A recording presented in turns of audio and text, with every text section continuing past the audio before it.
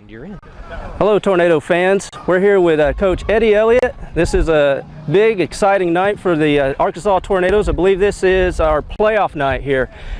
Coach, I know coming in this game we've had some injuries, so we probably had to make a few changes. One word I've been told, we have to adapt. Can you tell the fans what we've had to do tonight to prepare for this game? Well, we've had a couple injuries on our front line, and we've adapted there, moved a couple linemen around, and to fill that gap. And we've had injuries to our backfield as well. Injury to Dakota Sutterfield and Tyler Felicia. So we've had players like Harley. He's going to take the ball under center tonight, and he's adapted very well. I'm very surprised how he's adapted, and then we've got a couple new running backs back there that adapted, and I'm really glad that they've adapted well and picked up the system, and they've just jumped right in there and took it by the realm, and being a team player, and I'm looking forward to see the show tonight from them. Well, I know that's something that we had to see throughout the season this year with some of the other injuries and players, but you guys have pulled through each and every time, and I think it's made you better, and it shows that you guys are a true team. And I believe we got a special guest tonight. Can you tell us a little bit about who this special guest is? Well, I've got my two oldest kids here. I got Chad Elliott over here, and then Caroline Elliott, and she's going to be honorary captain tonight. All right. Tell us, most of the guys out here, you know who they refer to him as? Coach. You refer to him as? Daddy. Daddy, right.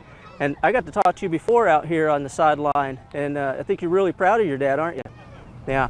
Is this exciting? You're going to be out here leading out the team? It's got to be a big moment for you. Are you looking forward to it? Yes. All right. Well, there you have it. Tornado fans, the Tornadoes, they are ready. They've adapted. They are going to overcome. We're going to see a Tornado victory tonight, Bomber Stadium.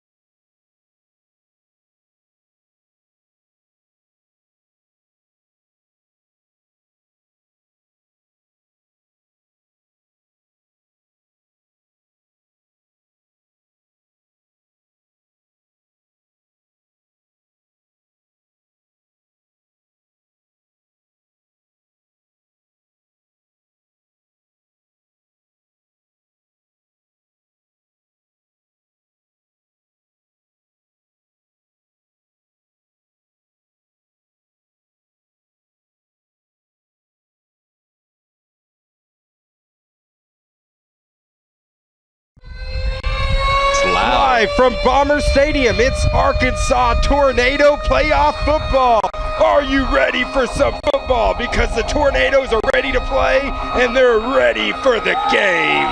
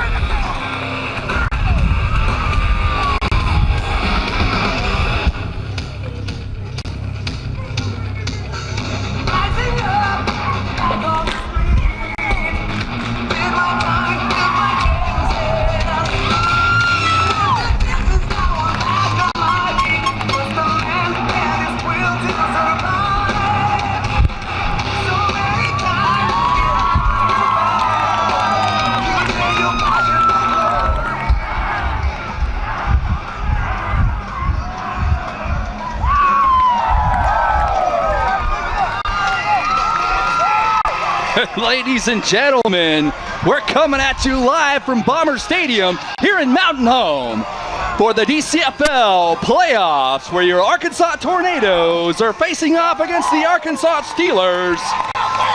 For the first time ever, the Tornadoes are in the playoffs in year one, here to make a stand. And it's time for some football, gentlemen. I'm pumped up. I'm Mike Day here alongside David McBee and Mike Hemme. And down on the field, Joey Football. I'll tell you what, this place is electric right now. We are ready. Playoff football has come to Mountain Home, and we are ready for the game tonight, and the Tornadoes are pumped. You know, earlier today, right before I came in, I'm watching a baseball game. No-hitter, bottom of the ninth. Out number one. Nice play by the pitcher. I'm thinking, Tornadoes, come out early, take the lead. Second play, great play by right fielder. I'm thinking somebody's got to make a big play. Offense, defense, special teams, we need a big play. Third, shot back at the pitcher. Snagged it, no-hitter, shutout, win. Nice. That's what they need, and then they need to close it out. Amen, brother. Well, here we go, ladies and gentlemen. To start the game, the Steelers are going to receive. The Tornadoes kick it off. It's kicked and touched by an up man at about the 24. He's at the 25. Skipping, or drives a rack back around. He's at the 30, looking for daylight down the sidelines, and he has stepped out of bounds at about the 41. Number 52, brothers, on the play. Expended a lot of energy on that first play of the game. Exciting from the start. Chris Broyles with the push out of bounds for the Tornadoes. The Steelers will take over 1st and 10 at their own 41-yard line. Well, of course, this is a rematch from the game, that we had 2 weeks ago when we had the Steelers came to town and lost 20-6 to the Tornadoes. But we've had a lot of injuries since then, and it looks like this is going to be a great game tonight, Iron Mike. Oh, yeah. You got a penalty marker first play of the game. And Joey, you're live, Joey, down there. We were getting to hear a lot of Dakota Sutterfield there calling out some plays. Penalty markers against the Steelers. I missed what the call was. I'm going to guess motion at this time. But it's like you were saying, Dave, you were alluding to this earlier when we were talking before the game. With Dakota Sutterfield out, not only is it going to affect their offensive backfield, but the defensive backfield is going to step up today. Tez Williams is in the shotgun. He'll take the first snap, hand it off. Alonzo Dixon with a nice run up the middle. Looking for daylight, and he's tripped up inside Tornado territory at about the 31-yard line.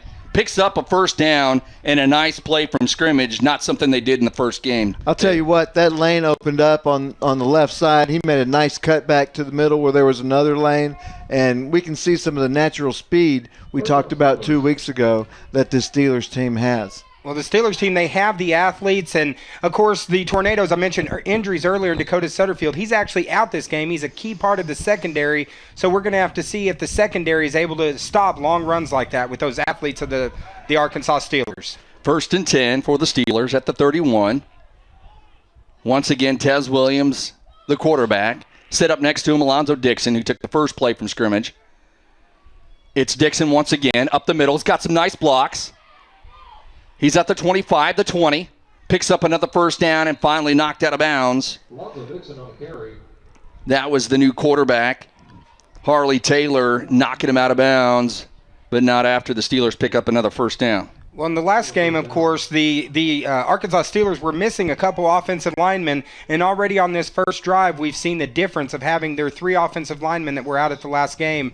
They're really pushing the ball right now. They probably gained more yards on this drive than they gained the first half of the last game. Almost the whole entire game. So they come out once again, 1st and 10, after that nice play by Dixon. Dixon once again set up next to Williams. Williams will keep it inside the 10. Finally taken down. No, he's still on his feet, and he's in the end zone. Touchdown, Steelers. The Steelers strike first tonight. And that was quick.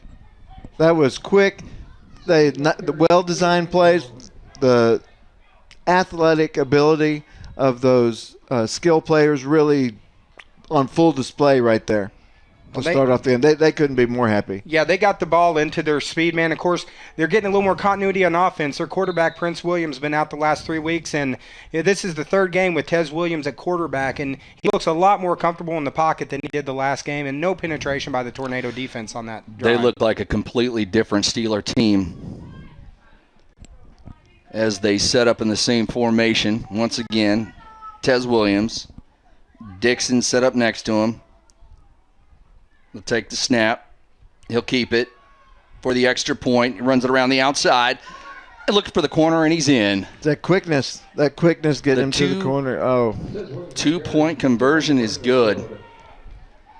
Well, and in a complete reversal of the first game, the Steelers strike first. You know, Mike, the Zen Master, you had mentioned, hey, we got to come out and right off the bat and make a play, but it looks like the Steelers have actually opened up tonight looking like a completely different team than what we played 2 weeks ago. But it's early, and speaking of different, now we got our offensive group coming on the field, and there's been some injuries. We have a different quarterback tonight. Absolutely. We got Harley.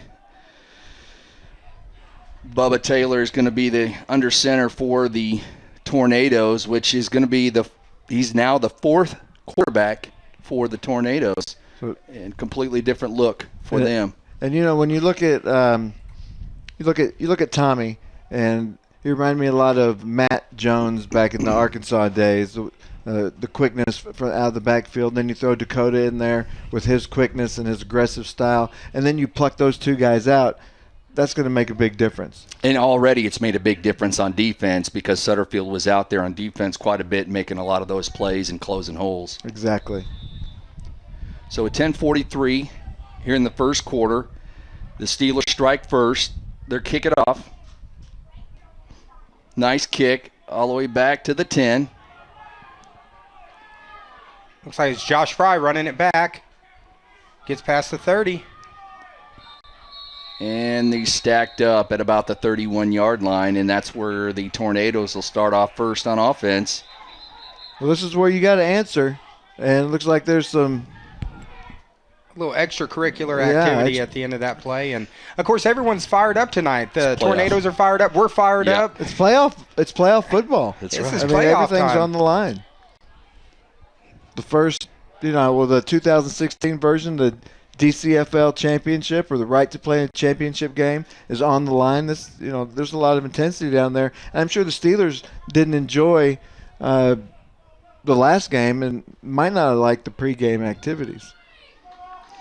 And here we go. Harley Taylor under center. Well, he's in the shotgun.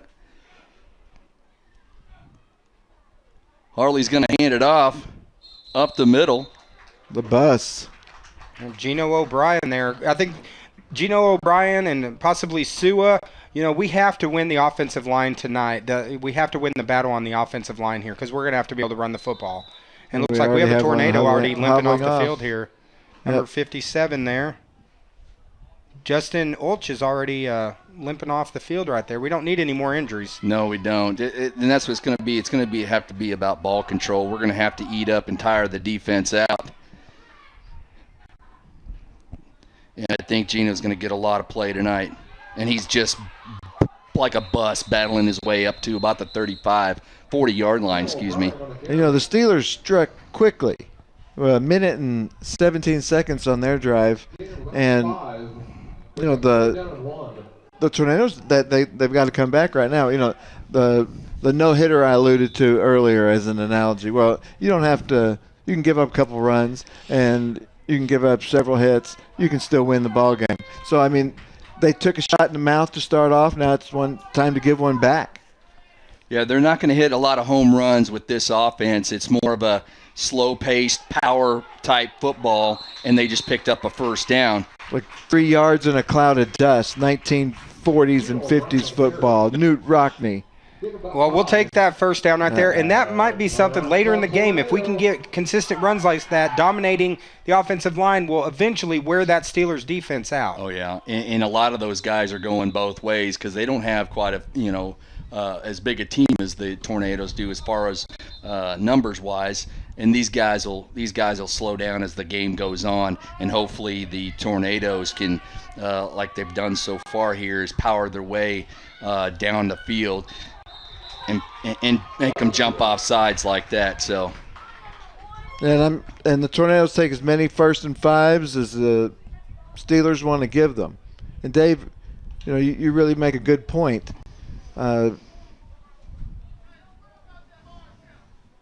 You really make a good point on the last thing you said that I just totally forgot. Hello? Is this thing on? But It went silent there for a minute. Yeah. All right, so consider it just a compliment. Well, David was talking. It's just I think his mic went out or something. Yeah. So here we go, 1st and 5 for the Tornadoes. Once again, Gino O'Brien battling his way. So that's what these 3-yard runs, the 2-yard runs, that they'll eventually build into something. The 3-yard run becomes a 15-yard run, becomes a 20-yard run. We're not going to bust off any 80-yard runs. Exactly, and you see how they're constantly running up the middle like that. That's going to pull the defense in and hopefully open something outside to they maybe get a quick strike outside to to number Take a shot. Yeah, exactly.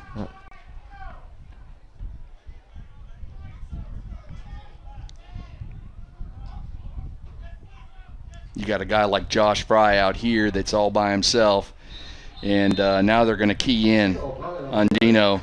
That offensive line has got to step it up, and we know they're capable. Well, the thing is, I think they just have to stay patient right now. I know they're down 8-0. It's not a time to panic. It's early in the game. Just stay patient. Keep, getting those 4 or 5 yards at a time. Eventually, something's going to open up. But right now, still staying patient as we got a 3rd and 7. Big play here early in the game. So 3rd and about 6, we'll call it. Or a short 5. 8-0. Steelers lead it early on. Hand off up the middle. Going to be a couple of yards short. Sua on the carry gets up to midfield. He's going to be short of the first down it's going to bring up 4th and 2. Michael Linneman lost his hat downfield on that one, blocking all the way downfield. So, I mean, the intensity is not a question at this point, but the intensity is being matched by the Steelers. But also, just got to keep at him. Got to grind away. And, of course, win the time of possession, I'm sure, is something that the coaches have been stressing all week long. And not only is Gino the running back, he's also the punter. So it looks like they're bringing their punt team on 4th and 2. Like you said, it's early, David. Nice punt. Be taken by number 13. Gets a couple blocks. Slips a tackle.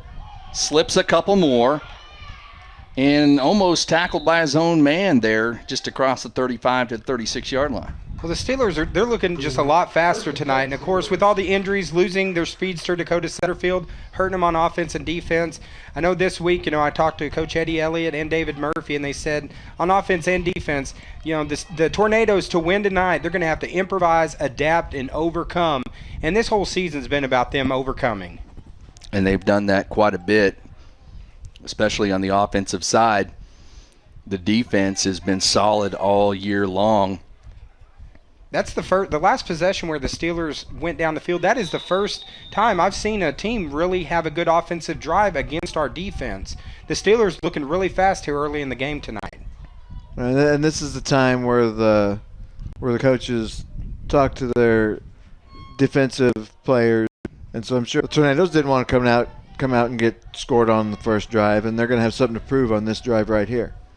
But so are the Steelers. And the Steelers have taken an early timeout. Des Williams didn't like what he's seen.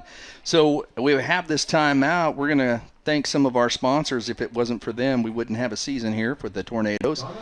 We'd like to thank Triple R Bail Bonds with Agent Ron K. Will. You can reach him at 870-425-1616. He serves Baxter and Marion counties. Also, Solus. Oh, Buick. I can never get that right for some reason.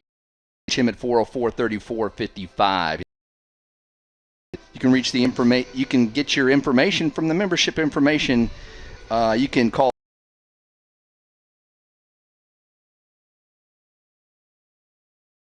upper 70s. Set up in the same. It's handed off to Dixon. No, that's not Dixon. That's number 30.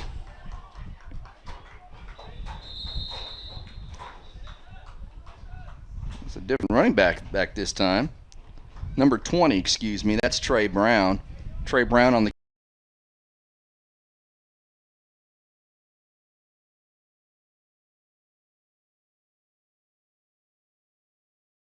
carry. Gets a nice carry up. Gets about 7 on the play. It's 2nd and 3. Did a nice job dancing through the middle of the line when there really wasn't a whole lot there to start off with. And if you can keep Dixon fresh, that's going to make a big difference. So once again, Tez Williams under center. They've run the same type of play. They run 2 plays.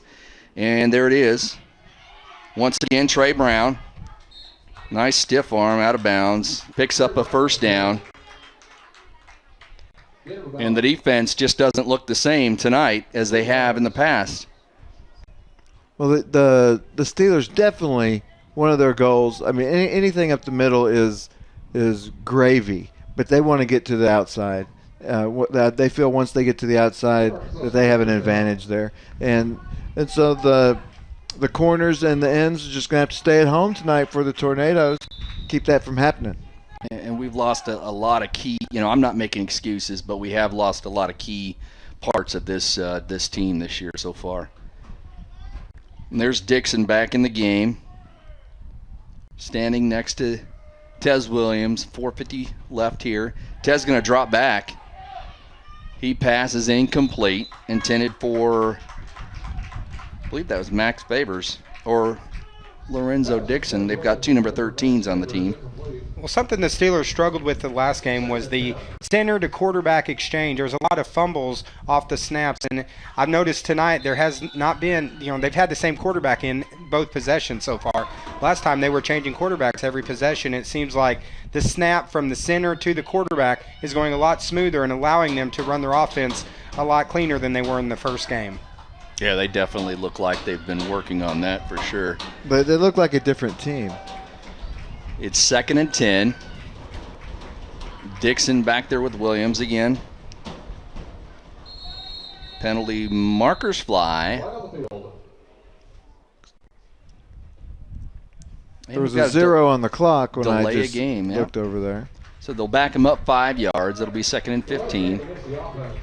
Well, too, in the not the Tornadoes, but the Steelers, one thing I criticized them for last game was they all showed up right at game time, didn't even get a chance to warm up. They were able to come in and play. Tonight, they were there, they were all here 30 to 45 minutes before the game, going through their warm-ups. You could definitely tell the atmosphere has changed a lot. It's playoff football tonight. Absolutely, and I think maybe they watched our broadcast and took a lot of your criticisms to heart. We did. And they've worked on it. Yeah, we did get some thumbs down. Yeah, they and I'm did. sure that was Steeler fans. And that's right, and they look like a totally different team tonight. They look really good.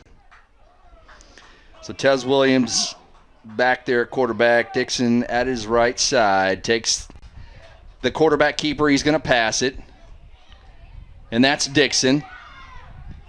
And they stacked him up just as soon as he caught it back at the 40-yard line. Back at the line of scrimmage, it's going to be 3rd and 15. Well, that's a tornado play right there. That's what we want to see out of this defense. Petit, Ford, and, of course, O'Brien. Just great stops there, and the tornado signs of life tonight. And why change up from the first series of plays, how they were just manhandling our defense and just march down the field with Dixon and a couple of, fakes with Williams. Why would you change that up and start throwing if it was working? I don't understand that. Hey, it's fine with me if we're that's stopping right, them. That's right. So it brings to 3rd and 15. And now you got a different quarterback back there. Oh, no, they're going to punt. Are they punting? Or no, that's Tez Williams. They had a different look. A quick pass. Gets back to the original line of scrimmage. There's the executioner in on assisting on the tackle. At about the 48-yard line, it's going to bring up 4th down. And that's a player who's going to have to step up. With losing Dakota Sutterfield in the secondary, we're going to need the executioner to be the judge, jury, and executioner on defense tonight for us to have a chance to win. And he's hurting as well. I talked to his wife before the game, and he's got a brace on his arm, on his shoulder. So he's a little banged up too, and I'm sure a lot of these guys are playing hurt as well. This is a long season, and I mean, you're talking with the preseason games and everything else that we've had and all the injuries that we've been dealing with. I mean, it's been a long season for these guys, but we're close to a championship, and we just need to put it together tonight to make that championship game. Well, in preseason, this would. And looks like we're going to have a penalty on the punt. I'm afraid he got him around the area of the head. Yeah. So it looks like it might be of the personal. Yeah, that's foul definitely variety. going to give them the Steelers back the ball. That was, oh my, not what the Tornadoes needed right there. That's going to bring it all the way back. The kicker's still in the field. They're helping him up, and Looked like he had just a incidental contact thing going, but when that head and that arm meet, it's usually a automatic personal foul. yeah. And some of these 15 yards. penalties, these were penalties that were Yep. hurting the Tornadoes earlier in the season. And, we had a few games where we were not committing any penalties at all. I know last week, Eddie Elliott told me one of the reasons it hurt them in that last game was the penalties that they were having. Plays like that, careless plays, is what cost them. Yeah, that really hurts. I think we got Joey Football down there. Guys, we just wanted to get with Dakota down here. We were talking, I've heard a lot about you guys mentioning his name. As we know, he was injured in the last game. Dakota, tell us what happened in the last game. Well, I had taken a few shots, and it was no big deal, and I was running to the right, and whenever I did, I stiff-armed a guy, and he fell, and I wasn't expecting him to fall, and he fell on my leg, and hurt my leg pretty good. I thought it was a high ankle sprain, so I played the rest of the game on it. I mean, I was limping pretty good on it, and went to the doctor, and I broke my fibula. All right, so there you go. Dakota's out until next year, but I did get to talk to him, and he will be back playing for the Arkansas Tornadoes next year. Thank you, Joey. There you have it. You've heard from Dakota Sutterfield on his injury. The Tornadoes give the ball right back, and Dixon's got it. Takes the first down handoff across the 35 inside to about the 34. Took a pretty good shot at the end of that play.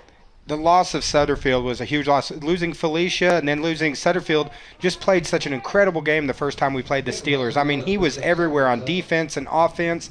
Losing him, I'm so glad that he's going to be coming back next year because it was a pleasure to watch him this year. And I know if you ever need to buy a car, visit Dakota Sutterfield at High Country Motors. That's right. Williams back there with Dixon. Williams takes it. He's got big a hole. lot of room to run. And he's down inside the 15 to about the 14-yard line, picks up a first down. Nothing but green when he took that ball out. They opened up a huge hole. It looked like 40 on the Steelers was talking a little smack to the Tornado bench. A lot of high emotions here early in this game at Bomber Stadium tonight. I think the Steelers are upset because they got beat so bad the last game. They've really come prepared this time. And I hope that the Tornadoes haven't, didn't have that mindset that, hey, we beat them before, we can beat them again type thing. It's in an easy way because they did beat them so handedly last time. Any given Saturday. There you go.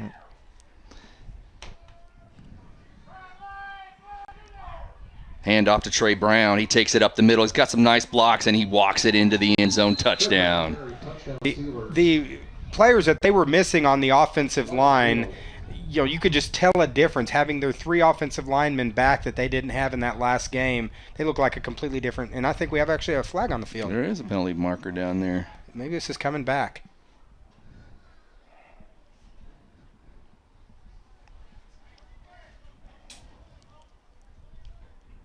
Personal foul. Oh, it's against the Steelers, and that won't bring them back. Is it before or after the touchdown, though? That's That's the the question. Touchdown's good. Okay. So it's going to be afterwards. And Maybe a little too much celebration. Yeah. And that's Chris Cudworth down there, the man in the white hat.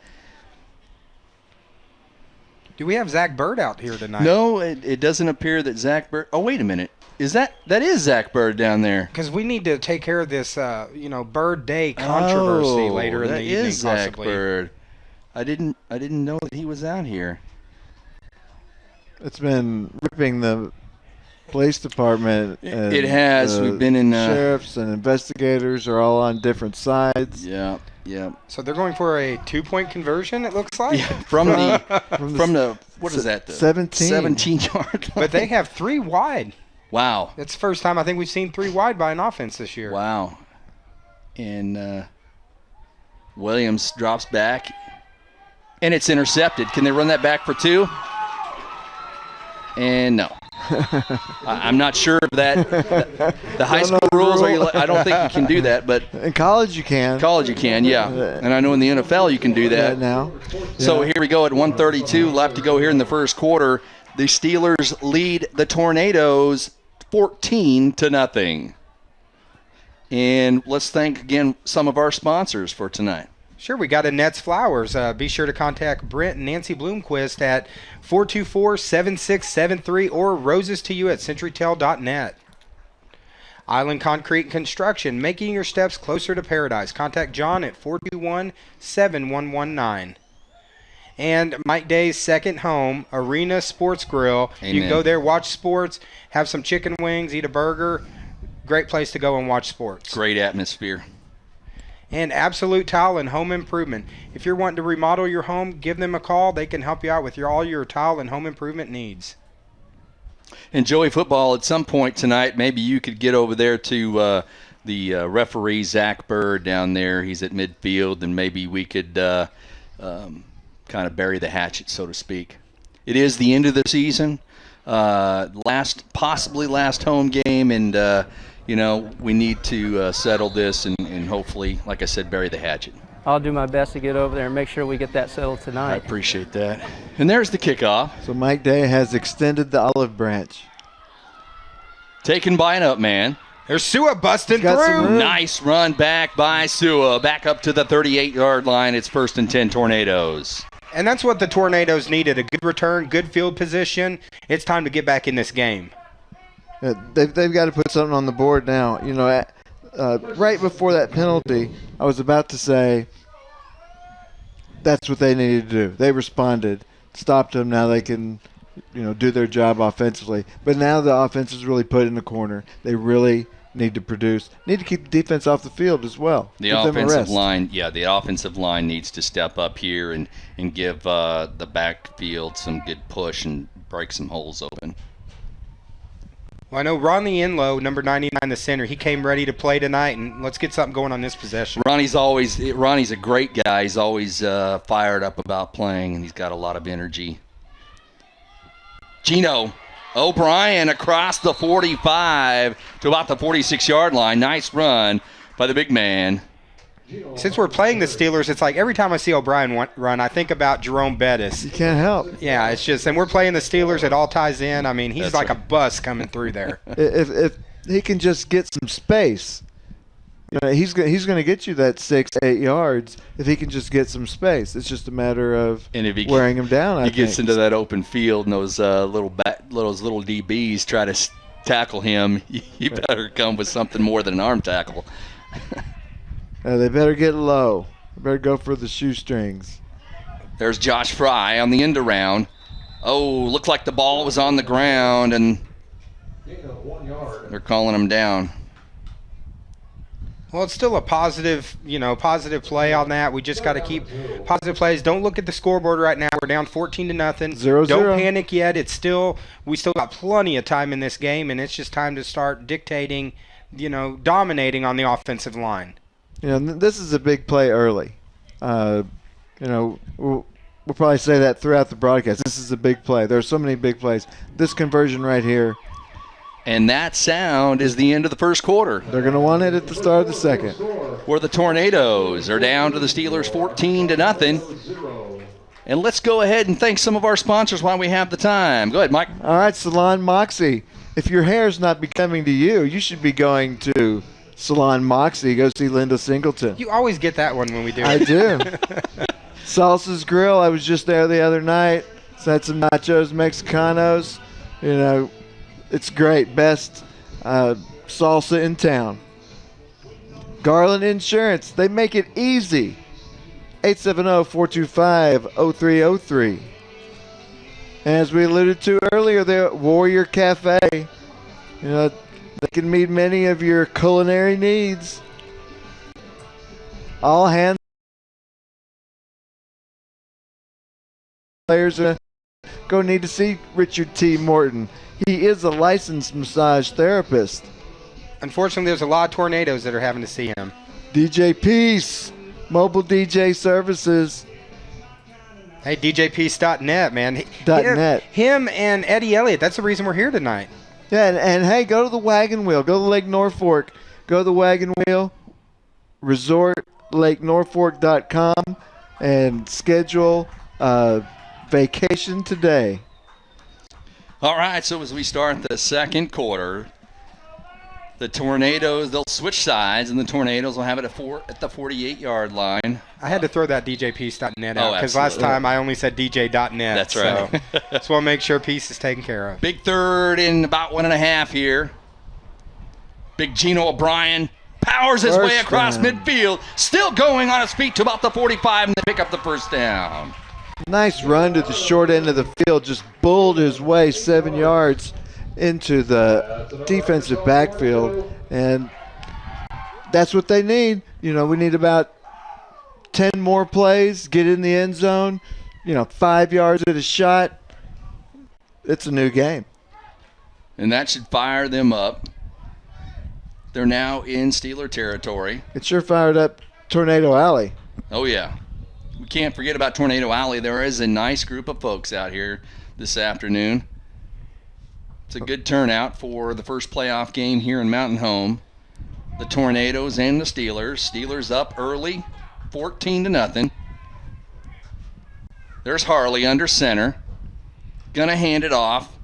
That was dangerous. That was a very dangerous pitch back to Gino O'Brien, who loses about 2 on the play. That was the first play. I think Taylor's gone under center tonight. I like that. He hasn't had a whole lot of experience under center yet, but I like that in that it gives the tailback some momentum going forward. Didn't work out on that play.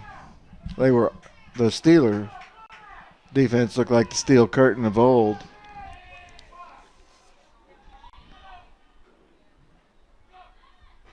Harley Taylor hands it off. Once again, that's Gino dragging Steelers across the 45. Gets back to about the original line of scrimmage. It'll be third down. Well, it's been so tough on the Tornadoes this year. Of course, we lost the starting quarterback, Tommy Felicia. Then the original backup quarterback, Mitch Sunshine Phillips, wasn't able to play on the team anymore. Then Dakota Sutterfield stepped in when Felicia got hurt. And, of course, now Sutterfield's out for the season. And, you know, the Tornadoes have been having to play out of position. So many guys playing positions. They didn't start playing at the beginning of the year to cover spots. It's not just a matter of, you know, a guy that doesn't usually play quarterback now playing quarterback. It puts Sua in a different role. It takes a lot of different players and puts them in different roles, which is going to affect them defensively. It's a ripple effect. And the Tornadoes have elected to take a timeout here early in the second quarter. So we have this timeout. Let's once again thank some of our sponsors. Wagon Wheel Resort. They're in Lake Norfolk. ASC Warranty for all your warranty needs for your vehicle. The Flooring Emporium, if you need some flooring done, contact Flooring Emporium. How about Foreman Family Chiropractic? Dr. Caleb Foreman. You can reach him at 870-471-1. Original appointment today. Advanced Clinic for all your eye clinic needs. And how about the Holy Smokes Barbecue, where you can pick up Them homes. So out of the timeouts, 3rd and 10. I Big can taste play that B.A. here. Baracus burger right now. Looks like the pressure's coming. Harley Taylor. He has some time. Oh, Pass is incomplete. that had pick 6 written all over it after the tip. Came in a little high. That was intended for Daniel King. Well, and Taylor on his windup, he's got a different stance. I mean, he really leans back when he gets into it, and sometimes I think that could lead to him throwing it a little high. But you got to look, you know, David Murphy trying to get something going on offense, you know, because it seems like they're starting to key in on the running game of the Tornadoes. So Gino O'Brien back to his 45-yard line to punt it off. Deep back for the Steelers. Oh, and there's we're going to have a flag on that one too. It was kind of a touche. You'd hit our kicker, we're going to hit yours. So Hey, we'll take that play. that's right. Hopefully that'll give the Tornadoes a first down. Yep, personal foul. And roughing the kicker, that'll give it back to the Tornadoes. Well, that's a big play. You know, breathing a little life. That's an automatic first down. You know, well, like you said, touche. Bringing a little bit of life back into the Tornadoes. You know, and now hopefully they can make up for, you know, that they are kicking themselves for that third down. I'm sorry, the fourth down punt penalty. Right. And so now they get a chance of their own, and let's see what they can do with it. And I don't want to say that the Steelers did that on purpose, but he wasn't going for the ball when he hit Gino on that, and Gino O'Brien takes the snap. So he did it on purpose. It takes it up to gets about 5 on the yards on the play. Well, look, I mean, if you're the Steelers, you're up 14. You've been able to stop the Tornadoes all game so far, and they haven't been able to move the ball. So you've hit our kicker. That's your main running back and your kicker, and it was clear he didn't go for the ball. I mean, he went right at the kicker, Gino O'Brien, and hit him and knocked him down. But that's all right. It's 2nd down and 6. It's breathed a little life back in the Tornado offense. Harley Taylor. Gino takes the handoff up the middle, gets across the 25. Another short gain on the play of about 2. We'll call it 3. Gino just putting in a workmanlike performance here in the first half. I mean, he has been the Tornado offense so far. Just like Sutterfield was last home game. They've had to do that, you know, and hopefully maybe get to the ball to Sua. I mean, he's your speed guy in the backfield right now. If you have any speed left, really, I think Sua is the one to go to. On this Wildcat offense, I mean, that is an option with Sewell. They're not going to punt at this point. They need to stick one in the end zone. There's Gino. Picks up the first down, gets across, down to the 15, inside the 15. Those are some nifty moves outside. For the big man, those are some Yeah. nice moves. Got some nice blocks and picked up the first down for the Tornadoes. Looks like we got somebody down. And a careless Steeler penalty has breathed some life into the Arkansas Tornadoes on this drive. That line. This is big. This is big. Yeah. Well, here we go. 1st and 10. Tornado Alley making some noise. Harley Taylor takes it. Oh, a little misdirection. They get it to the athlete, Nice Sua. stiff baby. arm. Just what you were talking about Inside earlier the with 5. Sua. Beautiful play call by Murphy. Nice run by Sua inside the 5-yard line, and they pick up a first down. It's 1st and goal for the Tornadoes. I think a little change of pace there on the running backs because, Brian's more of a north-south runner where Sua can take it outside. And, the Tornado offense starting to get rolling on this possession. I think Dave has the playbook. So we got first and goal from about the 3.5-yard line. Yeah. This is huge. This is Sua territory. Not Sua territory. I'm sorry. This is the bus territory. 4 times right up the middle. And they give it on the short handoff to the up man, and that's Sua. Gets down at about the 2.5-yard line. I think the main thing is we're continuing to push forward. Even if it's a yard, even if it's 2 yards, we're getting the push, and the offensive line is starting to win the battle here. 2nd and goal for the Tornadoes. We got one man limping off the field. And it's giving our defense a little bit of a break. Our defense was on the field a lot in that first quarter. I was just about to say that, Dave. See, that's another good point you make. Hopefully that was Michael Linneman limping off the field. Hopefully he's going to be okay. He's one of our most aggressive linemen. We really need him in the game. And nothing on the Dusty Barnes on the carry. Right, so now we're looking at 4 yards, 2 plays. 8 up quick there. Well, they're trying different looks here, trying to make something happen. David Murphy's, trying to get something going. So they actually lost the yards. So we got to get in the end zone. We got to go 5 yards in 2 plays. Don't have to get it for the route to come open and then delivered it. Beautiful job. Nice job letting the play develop, and the Tornadoes are on the board. Well, they really needed that. That's a shot in the arm. And again, we look back to that penalty on That's the what punt. it was, yeah. Sometimes, you take the high road and you don't necessarily have to, do that. You got to answer the call, but those penalties, they're just those 15-yard penalties that swing the possession of the ball are so damaging. There's another penalty. Could be the key play of the game as penalty markers fly. Well, last week, of course, the tornado threw the Tornadoes off their course in their game after getting out to a good start, and then an actual tornado, halted the game. In much the same way, the Tornadoes have changed the tone of the game. And Joey, do you got somebody down the field? Guys, I got Taylor down here. Taylor, this is your first time quarterbacking. You just made an awesome pass. You got to tell us, how's that feel? Feels great, especially for the first time I ever played football. I really like it. All right, there you go. First time the quarterback, first touchdown pass. Thanks, Joey. And the extra point is no good. It's blocked. So with 6:08 left to go here in the first half, the Steelers 14, the Tornadoes 6.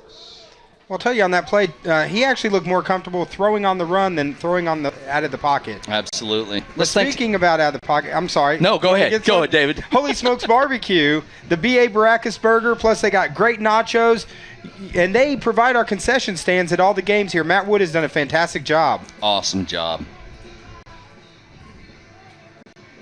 And, of course, you have Triple R Bail Bonds, Agent Ron Kaywell. Call him at 425-1616. He covers Baxter and Marion counties. www.tripleRbailbonds.com. And Alan Solis for all your needs at Ultimate Buick and GMC. Stop by and see him to get that new vehicle that you've always wanted. And Survival Flight. Check them out at www.survivalflightinc.com. And Casinger Mechanical Inc. for all your heating and air conditioning needs. Right now, the weather's starting to change. It's starting to warm up. Make sure you're prepared for the summer. All right, so once again, the bus, the big man down there, is going to kick it off. That's Dixon, takes it at the 15. He's up to the 30, the 35, the 40. Finally, he's hit hard. And that's Sua on the beautiful tackle. He launched himself to make the tackle on Dixon, and it'll be 1st and 10. Well, I'll tell you, Mike, that last drive, what that really helped with, too, that disrupted the Arkansas Steeler offense because they have just been on the field for that entire first quarter, basically. Our defense was getting gassed. Maybe now that they've had to sit a little bit, maybe it's cooled them down just a bit. Maybe give them some fresh legs on defense here as the Steelers will take over at their own 43-yard line. Couple quick, two stats, I guess. Right now, we look at the total yardage after each team has had the ball 2 possessions. 120 yards of offense for the Steelers, much different than the last time, 91 for the Tornadoes. Both of them cashed in the penalty. And it looks like Gino O'Brien's actually down on the field right now. I think he might have some cramping that the way that Dr. Caleb Foreman's working on him. And Gino's been doing all kinds of duties tonight, kicking and especially there at in the backfield. That's someone we can't lose right now. No. And looks like we've got a timeout for the Steelers. So as we have a timeout, we'll go ahead and thank our sponsors once again, Casinger Mechanical. Annette Flowers, go see Brent and Nancy Bloomquist at Annette Flowers. You can reach them at 264-7670. Island Concrete and Construction, making your steps closer to paradise. Go see John at 421-7119. They give us some free estimates. And, of course, where you can get the best steak in town, head on over to Arena Sports Grill and watch some games and have a steak or some nachos or some chicken wings and enjoy a game. An Absolute Tile for all your tile needs. After the timeout, we got 5:58 left here in the first half. Steelers up 14-6 over the Tornadoes. Williams in the backfield. And that's a handoff to Trey Brown, who gets some room, slipping tackles across the 40, breaks another tackle, inside the 20, inside the 10, and finally out of bounds after a nice run at the 10-yard line. What a run by Trey Brown. Well, on that 53-yard run, it reminded me of the first series of the game. Nice hole, nice cutback where there was even a bigger hole, got outside like we were talking about. That's what they want to do. The Steelers are in business. They took a timeout and called a great play, and it worked. So 1st and goal from the 10. Wearing that number 20, he kind of looked like Barry Sanders back in the day getting outside. Once he got outside, he went up to another speed and just took it up a notch. Great run there. Deron Galvin back there along with Alonzo Dixon in the backfield.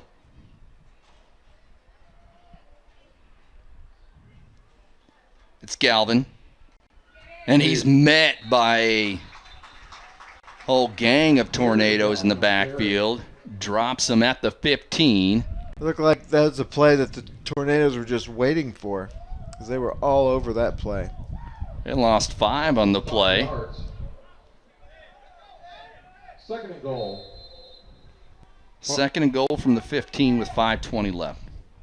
And the Tornadoes need some plays like that because momentum's starting to shift again to the Steelers. This D really needs to stiffen up. They've been doing it all year long.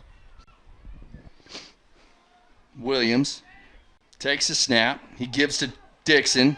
Alonzo Dixon's got a blocker and slips a couple of tackles and finds the end zone. What a run by Dixon. He slipped about 3 tackles on that play. Wow. They had him. He at was the high 15. stepping He was. like crazy. Wow, what a run. And this is just looking like a completely different Arkansas Steeler team than the one we played 2 weeks ago. And you know, Dixon was in that game, but like you said, when you've got your offensive linemen that are back there coming back from injuries, that helps big time. And then, too, I think just having the continuity on offense, having that same quarterback in each possession. That's the first time we're going to see the kicker tonight for the Steelers. He's going shoeless on this one. Robert Britt. And penalty markers fly at the snap. We get the call from Cud, and he says it's offsides against the Tornadoes. Well, right before that play, I was sort of wondering to myself whether or not they had a kicking game. And it looks like he's going to come off the field, and they're going to go for 2 since they got that penalty. Well, they're at the 1 yard line. I think he's actually one of the coaches on the team. Is that right? Yeah, when I was down there talking to some of the Steelers before the game, I believe he's actually a coach on the team that's filling in as kicker this week. So it looks like Dixon's going to be in the deep backfield. They're going to hand it off to number 10. Penalty markers fly. Looked like some procedure of some kind. Daniel Broom on the carry. Somebody moved. Holding against the offense. So that'll change it maybe right back to an extra point. Yeah, we might see Robert Britt come back out on the field. Coach Britt. Yeah, I thought I was back in Yellville for a minute. I'll tell you this fall, I can't wait to watch some of those Yellville Summit football games over there. Yeah, we can watch that on XL7 TV, the very best in local sports, of course, with Gil Reynolds. And I've been so fortunate to get to work with Gil during this whole season on these record-breaking broadcasts that we've done in ratings. I mean, this has just been such an experience. In his field, he's a legend. Legendary program director, Gil Reynolds. The living legend. Williams takes the snap, drops back for the pass, got some pressure, slips a tackle, throws it to the end zone, and it's caught for the extra point. Well, that'll be a 2-point conversion. He got leveled. Wow. When he threw that after he threw that ball. 22-6, the Steelers over the Tornadoes with 4:51 left here in the first half. All right, just some great athleticism shown right there, taking it outside and then being patient for the receiver to get open. Go ahead, Mike. All right, Absolute Tile Home and Improvement. If you need some tile, there's your place. There it is again. Salon Moxie, Linda Singleton. Call her for an appointment at 404-2587. Salsa's Grill. I get it every time. Go there. You'll never go anywhere else when you want Mexican cuisine. And Garland Health Insurance. They make it easy. Arkansas Blue Cross Blue Shield, 425-0303. All right, I want to make a point here. The Tornadoes, as we near the end, let's not lose sight that they get the ball first in the second half. So they can make something happen right here, and then they'll get the ball right back, and they can make something happen again. And then, bam, we're looking at a shootout. So we'll see Britt for the first time tonight kicking off. Negative. They've kicked off a lot tonight because they've scored quite a bit. And that ball will be kicked out of bounds, and that's good field position for the Tornadoes. I'll tell you, we still got 4 minutes and 50 seconds left. We come out, we can get some points on this possession. We get the ball right back, like the Zen Master was saying. We're still in this game. 22-6 is nothing because we've seen this Tornado offense put up 48 points a couple games back. So it's possible. We're still in this game. Long way to go tonight. Long way to go. Hey, Joey Football, what do you got for us? Hey guys, just want to report in, just talked to Doc over here. Michael Lineman, I believe is how you pronounce his last name. He's offensive line. He's going to be out for the rest of this game. Possible break on his foot. They're going to take him in, do some x-rays later. Right now they're just keeping ice on it and keeping swelling down. So he may be out for the rest of this game. Well, Doc said he is going to be out for the rest of this game. So. Well, Joey, we'd like to say thanks for the reporting, but maybe you can come back with some good news. Yeah, no. I hated to report in that, but We appreciate you, Joey. Good job down there. Appreciate you. Well, Michael Linneman has been a huge part of that offensive line all season long, and you just heard the news. Possible break. Unbelievable. Yeah, that hurts. Because we're looking at a line that was already somewhat compromised, health-wise. And, that's just another blow. Again, and he plays on both sides of the ball. We're looking at just losing a offensive lineman. We're looking at losing a valuable pass rusher.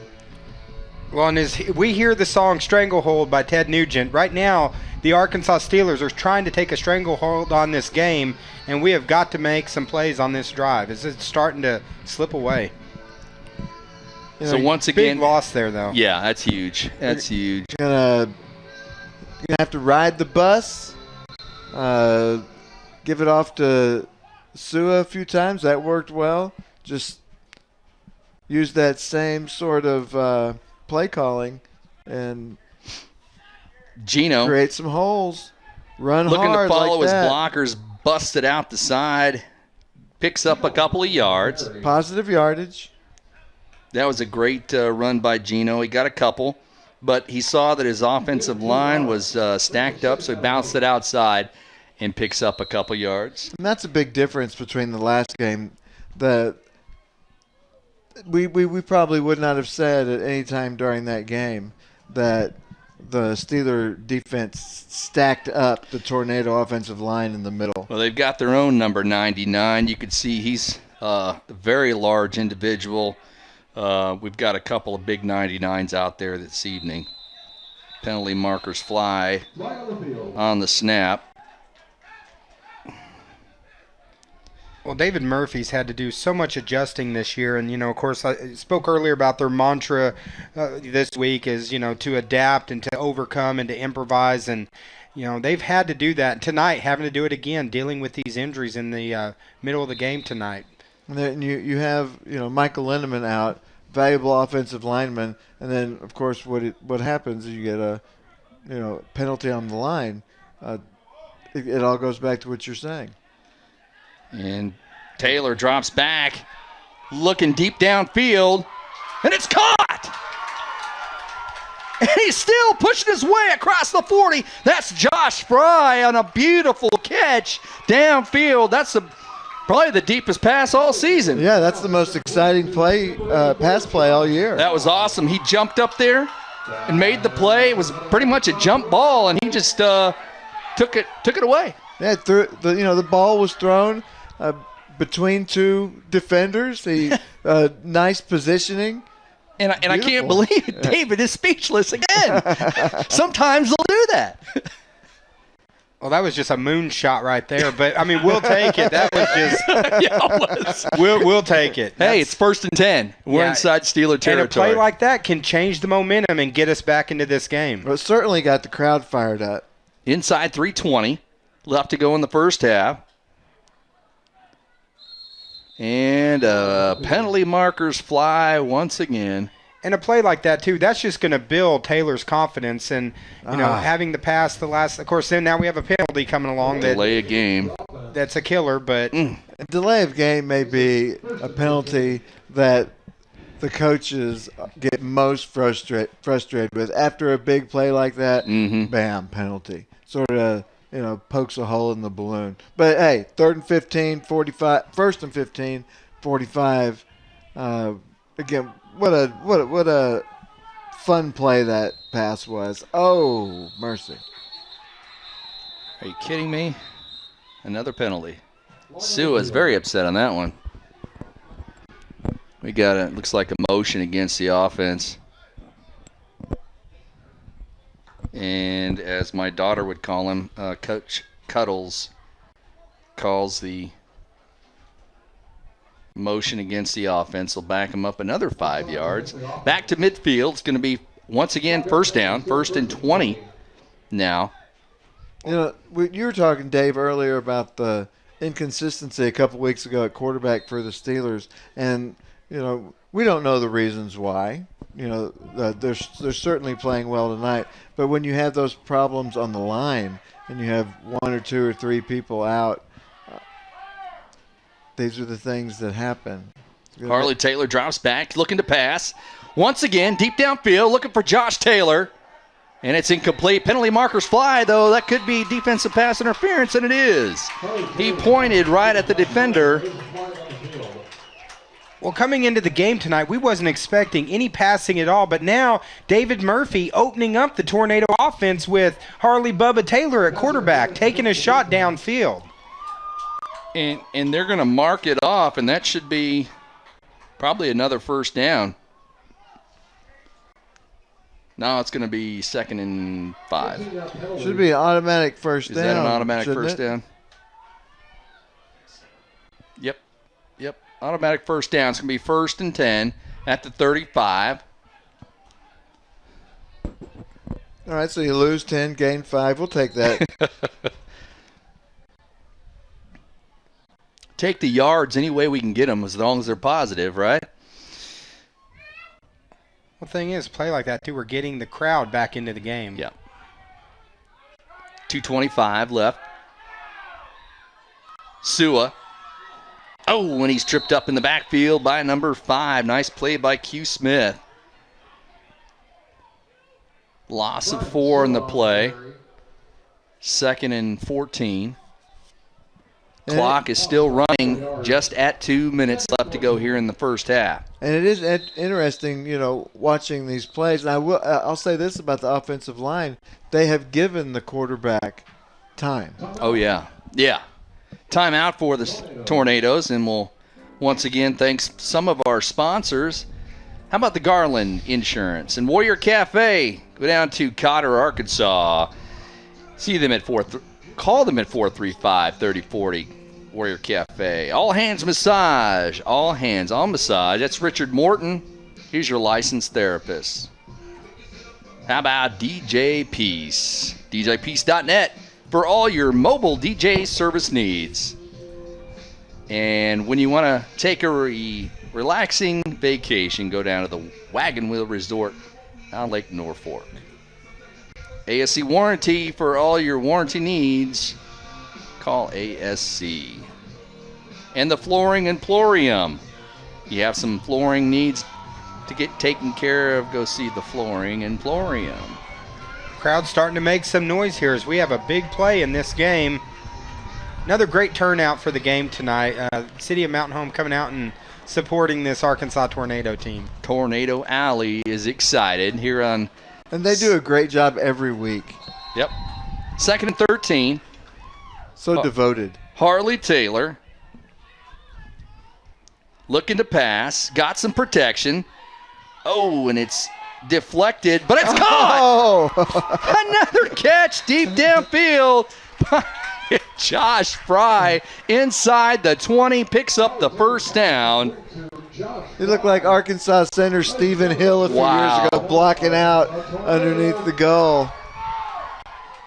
These floaters are they're getting there. They're getting caught. He's 3 of 3. He's probably has the most yards passing we've had in a game this year in Arkansas Tornado history. 1st and 10 inside the 20. And he's looking more confident each play. Oh yeah. And that's going to open up the run for Gino O'Brien, I'm sure. We're inside 1:30 left to go here in the first half.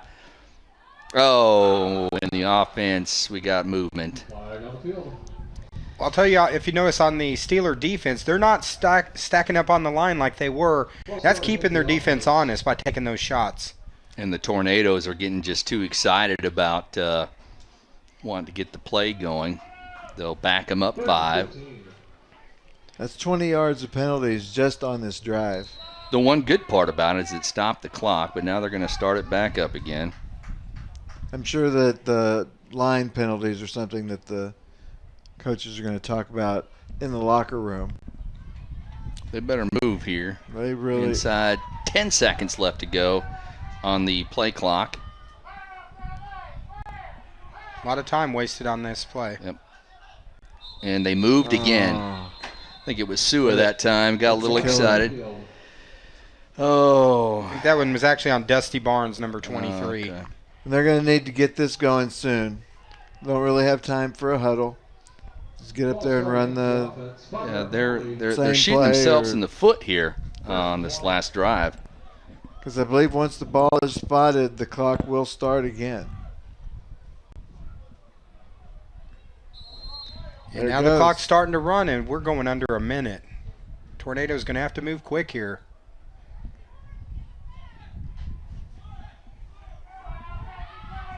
Tornadoes, though, are fighting, trying to get back into this game.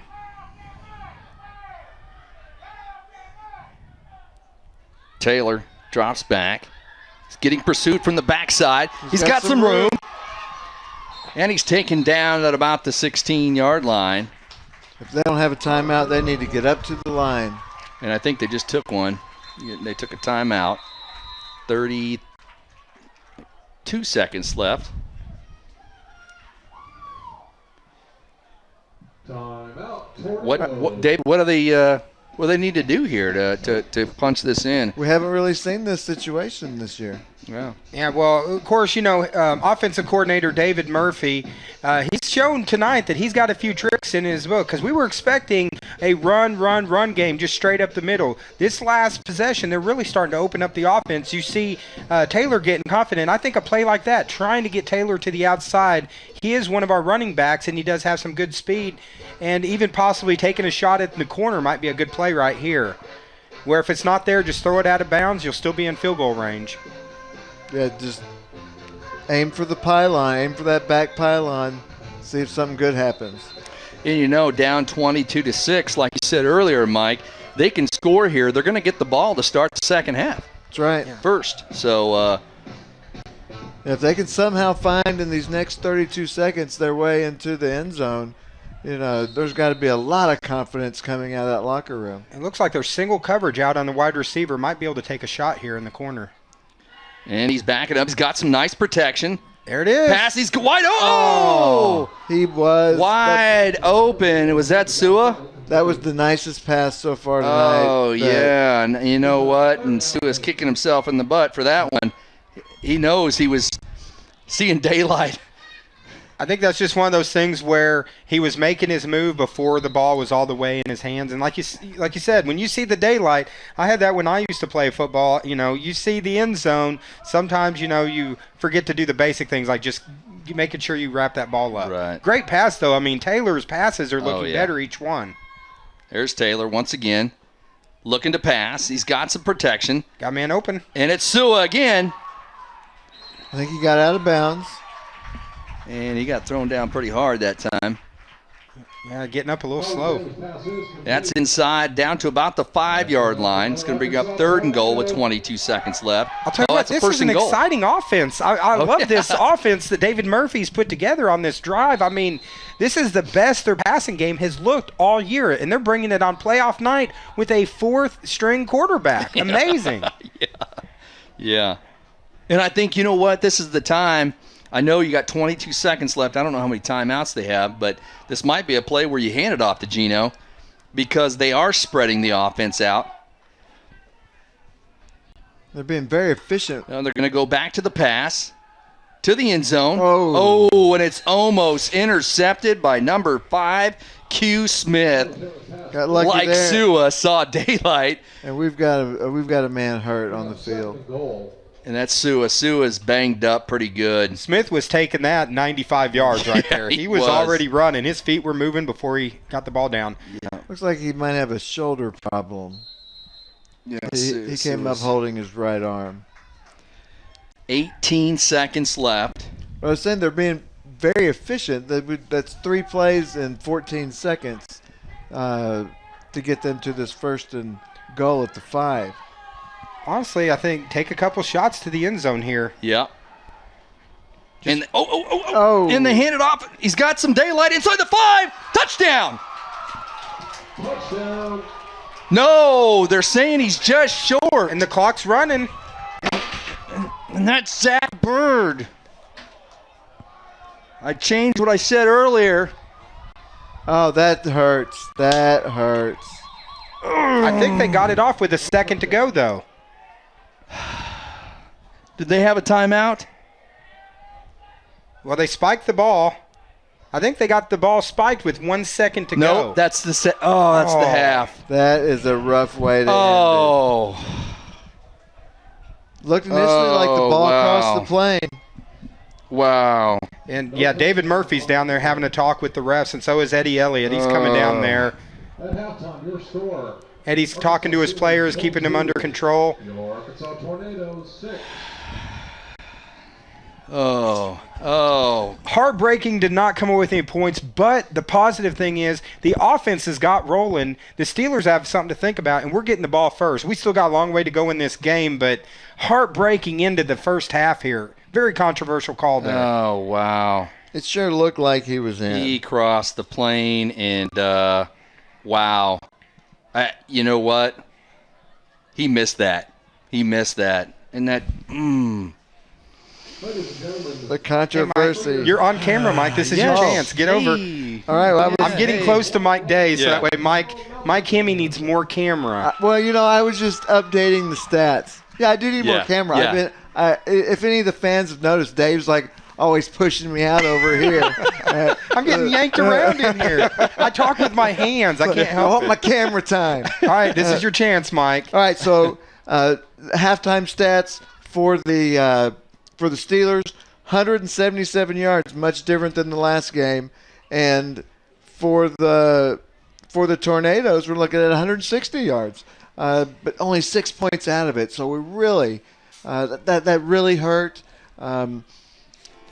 He had a better look at it than we did. On the field, but as referees or as umpires in baseball, we both know that you missed some. You do miss some, and I'm gonna say he missed it. And there's always parents and people who are gonna. Oh yeah. On both sides, so the Steelers think he's great. And we've got the instant replay, and we can go back and look at that. But I tell you what, the Zach Bird controversy just got bigger. I think we got Joey Football that wants to get an interview real quick before we go to half. Guys, before we go to halftime, I figure after that, we've got to have some humor brought in. I've got John Anatoni down here. Just want you to know, he has informed me he is Italian. So, thank you. Yeah, he is Italian, and he has a story to tell about how he got the name Boss Man. Everybody calls him Big Boss Man down here. How'd you get that? Tell the fans, where does the Boss Man come in? Well, my wife called me Boss Man, and I guess I'm the boss, right? Well, he says his wife calls him Boss Man because he thinks he's the boss. Now, I gotta say, I don't know. You're married. I gotta say, your wife might be the boss. Well, it's a man thing, we just say we're boss now, but later on, no, we're big boss right there, yeah. You say that when she's not around. She's not around, exactly. There you go. Yes. That's what we do. Well, guys, please don't put this out. You're gonna have to edit it. Don't do it. Don't do it. Big Boss Man does not want to be in trouble with his lovely wife. So, you probably just want to say it because they may see this. Anything you want to say to your wife? Oh, I'd like to say hello to my wife, my beautiful wife. I have to be nice now, you know what I mean? But I said I love my wife and my kids, and I love the fans. Hey, thanks for coming, and I hope that you have a good film for me. That might get you out of trouble, man. Yes. Hey, I appreciate it. Thank you. Thank you. Thank you. Hello, guys. Thank you. That's great. Good job, Joey. Well, I think now, we're talking about the second half. Going in the second half, right now we're down 22-6. We're getting the ball first, starting to get some rhythm on offense. So this game is not over yet. The Tornadoes still have a chance to come back despite that heartbreaking call. But some good things happened that last 5 or 6 minutes as the Tornado offense opened up. But defensively, we're going to have to stop the Arkansas Steelers, who have been running all over us. So we got to make stops, and then we just have to make some plays on offense like they've been doing. But for our four-string quarterback coming in, Harley, Bubba Taylor, he's delivered in this first half in the air. He really has. I mean, for being the four-string quarterback, he's looked great. I mean, of course, Josh Fry is making him look wonderful. He's making those big throws deep downfield. Josh Fry's jumping up, picking those up. He's posting up. And he's being a great wide receiver this afternoon. He's going after the ball. Oh, yeah. He's not. It's playoffs. I got to have this ball. And that's what he's doing. He's jumping up and grabbing the ball and making some great plays. Well, the Tornadoes have one half of football. This is it. This is their season right here. They got to come back this second half because they want to get to the DCFL championship game. So this second half, they're going to have to bring it. And we have to, we're going to have to make some stops on defense. And despite the horrible call by, I'll say it again, by Zach Bird. Oh, no. More controversy. The horrible call. That was a touchdown. We all saw it. Of course, we had the privilege of being on TV and seeing it right here. We have someone got a behind creeper us in the back. We got a creeper Who's right there. Is he photobombing us? Yeah, he's photobombing us. That's old Bob Rechtenwall. But we've been moving the ball through the air. They need to come out the second half, clean up the penalties. They clean up the penalties because that's killing them. They're shooting themselves in the foot. They clean up those penalties. That's the passing game's going to open up their running game again, and it's going to be the defense that's got to stop. No more points on the board tonight. Well, this isn't over yet. No. This is only halftime. We got one half to make it happen. If anyone can, I would love to be in that, in the halftime meeting that they're having right now and hear Eddie Elliott. I'm sure he's going to have these guys fired up when they come out for the second half. Right, and it's like we talked about. They're going to get the ball first. They'd love to be having it in a situation to where they're driving for possibly a tying score, but, got to put that call behind them, come out, take that momentum that they gathered at the end of the first half, bring it into the second half, and then defense has got to. Well, and guys, before we go to break, I think Joey Football has Tornado Alley that he wanted to try to visit with real quick. All right. I know the music's cranking, but Guys, we've can you talked hear me? about it. Now we can see Tornado Alley. Can you hear me down? We got me? you, All right. yeah. Guys, I'm down here at Tornado Alley. We just got finished interviewing the big boss man, and I believe, are you the lovely Mrs. Boss Man? Okay, we got the missus down here. I can tell you, we just had a great interview with him. He had nothing but lovely things to say about you. So, wanted to tell you that. Now, we know this is the Tornado Alley. It is. Tell us, what is Tornado Alley? We are the wives. We are the support, the constant support at home and on the field. So you hear that, guys? They are the wives. They're the support here and at home, and they're here to cheer on their men out here when they're out here battling, and they're bringing it loud tonight at Tornado Alley. And all of the boys on the field. That's our family. That's their family. Well, let them know, Joey, let them know that they're going to need a lot of massage tonight because they played their hearts out. They want you to know that they are going to need a lot of massaging tonight after this. Not mine. He's the coach. All right, guys, back to you. Oh, my. Gil is having a battle with a bug right now. Wow. You never know what's going to happen at an Arkansas Tornado football game. There's a spider on the. Oh, no, it's a. What kind of bug is that? That is a big bug. That was a is. big bug. We saw one like that at the Van Halen concert. I thought I was this back summer. in Kansas City watching Van Halen this summer. I think we got to go get some burgers, man. Oh, hey, guess what? I think our B.A. Baracus burgers have arrived. Oh, my gosh. Is what we just been told. All right, so. And so, hey, at halftime, it's 22-6 where the Steelers lead the Tornadoes. Get in the camera, I want to Mike. get in. Get in the camera. We'll be back for the second half.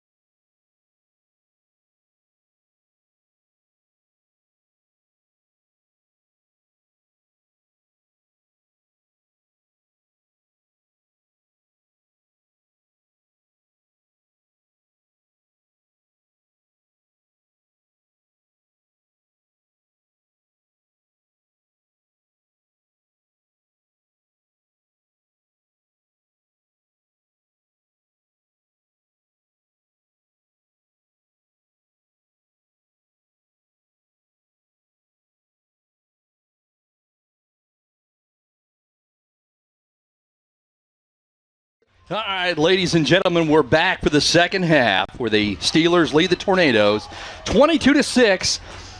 Tornado Alley is excited for the second half, David. Well, I'll tell you what, it was an exciting and controversial first half. I mean, that play at the end of the half, did we stop the clock in time? Did we break the plane? A lot of controversy, but we got to put that behind us. It's the second half. We got 24 minutes to win this football game.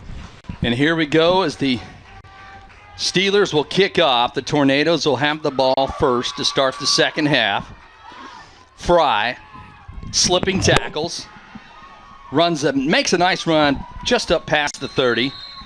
I'll tell you what, Fry has been a playmaker tonight on offense. You know, we talked earlier in the broadcast, we needed other players to step up tonight and help with the loss of Dakota Sutterfield, and Fry has made some plays, and, you know, Bubba Taylor, that first half, I mean, that last drive, that was the best passing we've seen this year so far, and we need some plays on this drive to get back into this game. And it'll be fun to see how they start the second half, having some success passing the ball. Well, I saw Taylor warming up at halftime. He had a little pep in his step, and he's ready for this second half, and the Tornadoes are ready to make a comeback here. So here we go once again. Tornadoes. Is that Gino? No, that's number 24. Boss man. The boss man. Got some nachos here left over if anybody wants some. I plan on snacking. Oh, mercy. And I think our sideline reporter is still eating his ribs from Holy Smoke Barbecue, so we don't have a sideline reporter at this time.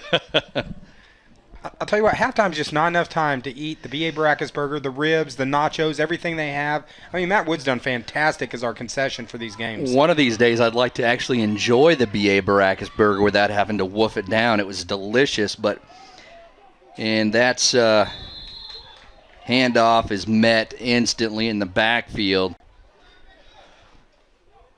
The boss man getting the ball the first two plays on the series here. Yeah, switching it up a little bit. The Steelers are coming fired up on defense these first couple plays. And we're not getting any push on the offensive line on those first two plays. Big third down play right here, down 22-6 in the third quarter. Third and about 15. You know, I'd say that the most important thing heading into this drive, this half, the rest of the season really hinges on whatever happened in the locker room at half. And that's Sua taking the handoff, looks like back up to the original line of scrimmage. Well, it'll bring up fourth down. Kind of a conservative play call. We're down 22-6 and third and 15 running the ball. And you can see Gino O'Brien come limping back on the field. That is not good news. And penalty markers fly. Oh, we got a flag. And I don't think he liked what he had to say. Maybe it was some unsportsmanlike type conduct, and it was. Hey, we'll take it. Yeah. That's another drive kept alive. So they'll give him 15 yards on the unsportsmanlike conduct, and that'll give the Tornadoes a breath of fresh air and a first down at midfield. Well, Ronnie Enlow coming on the field right now. He's the center for the Tornadoes. He is pumped up and fired up. And a second chance like that, we needed that. We needed that break. Well, that's just what happened for each team in the first half, right?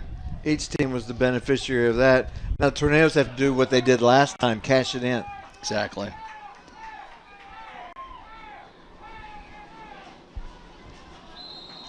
And penalty markers fly. Watching that, to me, that looked like encroachment. And it was. I did not see the movement. It was movement on the offense. But they're much closer. And, of course, it's got to be Zach Bird also seeing the movement against the Tornadoes. I don't know what he has against the Tornadoes. The controversy at the Mountain Home Police Department on Monday is going to be crazy. I can't wait to read in the bulletin what's going to happen on Monday. And there's another penalty flag. These guys must be talking like crazy back here. And the referees are not going to take this anymore. Well, I'll tell you another what, look at this. Conduct. You know, they should be penalty. pretty happy at this point. They're up 22-6. Yeah. It just it makes no sense why they are losing Right. control right now when a game they've been dominating, but they're keeping us in this game, and now we can make a play and get back in this. Well, you think after that call at the end of the half that they would be well pleased. Oh, we got another. And they're just kind of explaining what's going on. I did have a chance to talk to a few fans at halftime who all seemed to think it was a touchdown, by the way. But, of course, that's coming from, you know, a lot of times you watch with your heart when you're in the stands. Well, I think from everybody's perspective, except for Zach Birds, who was right down there. And that's the thing. He was right there. and They got a Steeler player on the field. They're having And they're kicking him off the coaches and field. players. Yeah. They got number 10's just losing his cool there, and I know number 10 is Daniel Broom just losing his cool there. His coach is coming on, and you could imagine on the Steeler side, they're upset because they are keeping us in this game right now with penalties. And, you know, we can't say it enough. This is a playoff game. And coach doesn't want to hear it, you know. Emotions are running high right now in this game. But it's helped keep us alive, and we got a chance right here to get back into this game.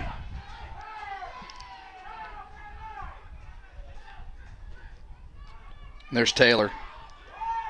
Pass is incomplete.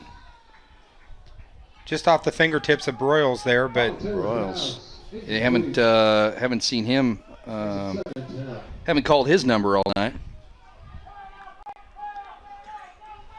yeah, and we just got to notice we have actually just set a new record tonight on our ratings. The one and only, the living legend, Gil Reynolds, just informed us another record-breaking evening here on HometownTV.net. Spike in the ratings. We're up 900% from the start of the game. Well, it's playoff football for the Tornadoes and all of Mountain Home, and I'm sure in Steeler country as well. And there's a fumbled snap. Ball's on the ground, finally covered up by the Tornadoes. Covered by the Tornadoes.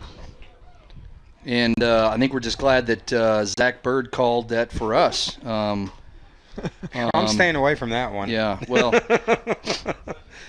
I'd be afraid to drive through Mountain Home if I say anything. You know, let's just hope he stays on night shift and I don't have to see him. We do have to inform our viewers that you guys do work together, so we're not picking on him. him. And we're actually really good friends, and it's all in fun, but... or is it? It is. I love Zach, really, I do. He's one of my closest, I'd say. That's why I can give him a lot of grief.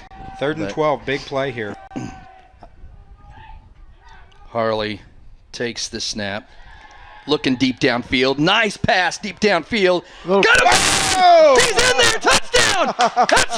That's Fry, baby! What a pass and catch by the Tornadoes.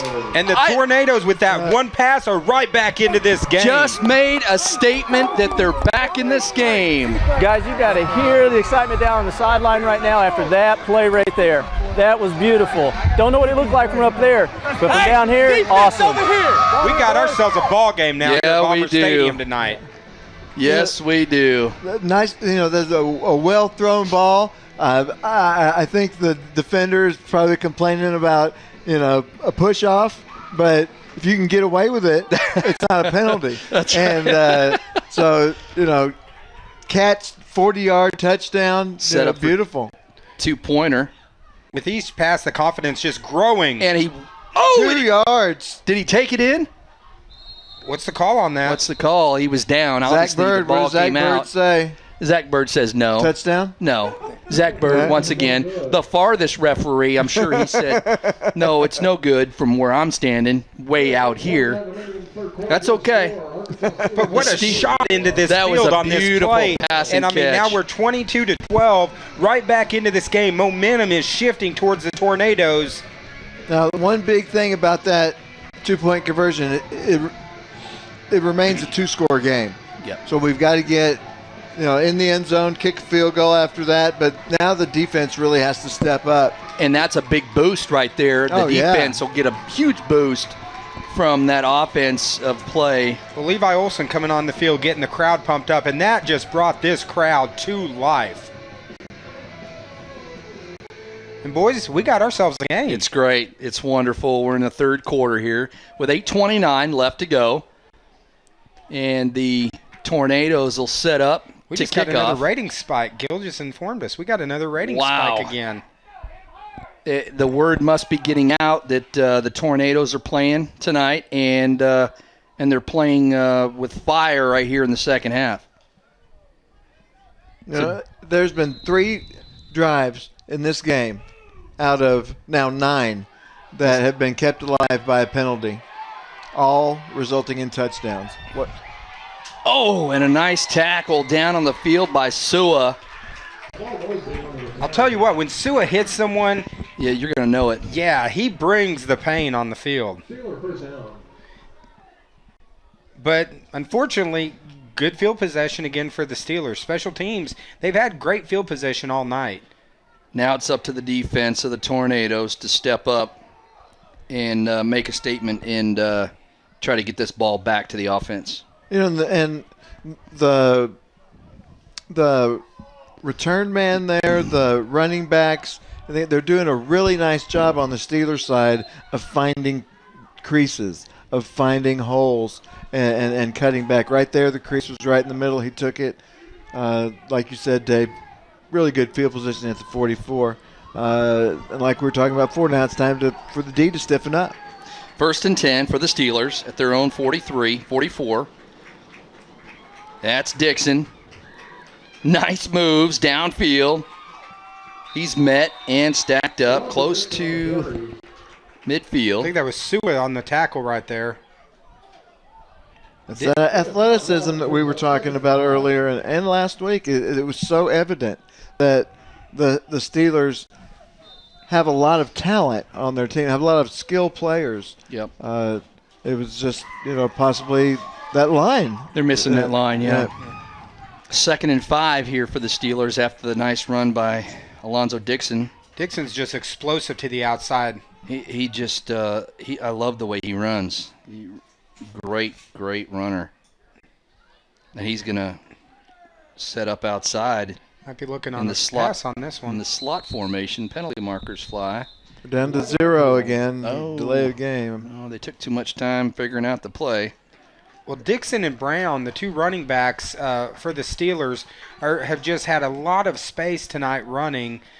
Their offensive line just setting up some good holes for them to get through. 5-yard penalty makes it 2nd and 10. So 2nd and 10 for the Steelers. Trying to get something going here in the second half. We haven't seen one yet. What this game really needs for the Tornadoes is a takeaway. Yeah, big defensive takeaway, yeah. And there's Trey Brown. Got some blocks around the outside, and he's taken out of bounds at midfield. Yeah, he got that penalty yardage back. If he just gets a little space, he is explosive to the outside. Gain of 6 yards. But this is, like you said, Mike, the Tornado defense has to have a stop here to get back into this game. Yeah, and this is it. I don't know the thinking over there on the Steelers side. Is this 2-down territory? I guess it depends on whether this is Tornado Alley starting 1, to make 2, some noise 3 yard here. gain here. But this is a huge play. Tornado Alley stepping up and making some noise. Big play. 3rd and 4. Dixon's in the backfield next to Williams. The snap. The quarterback is looking downfield. He's going to run it. And he's tripped up. There's that turnover Fumble, we were and the talking Tornadoes about. come up with it.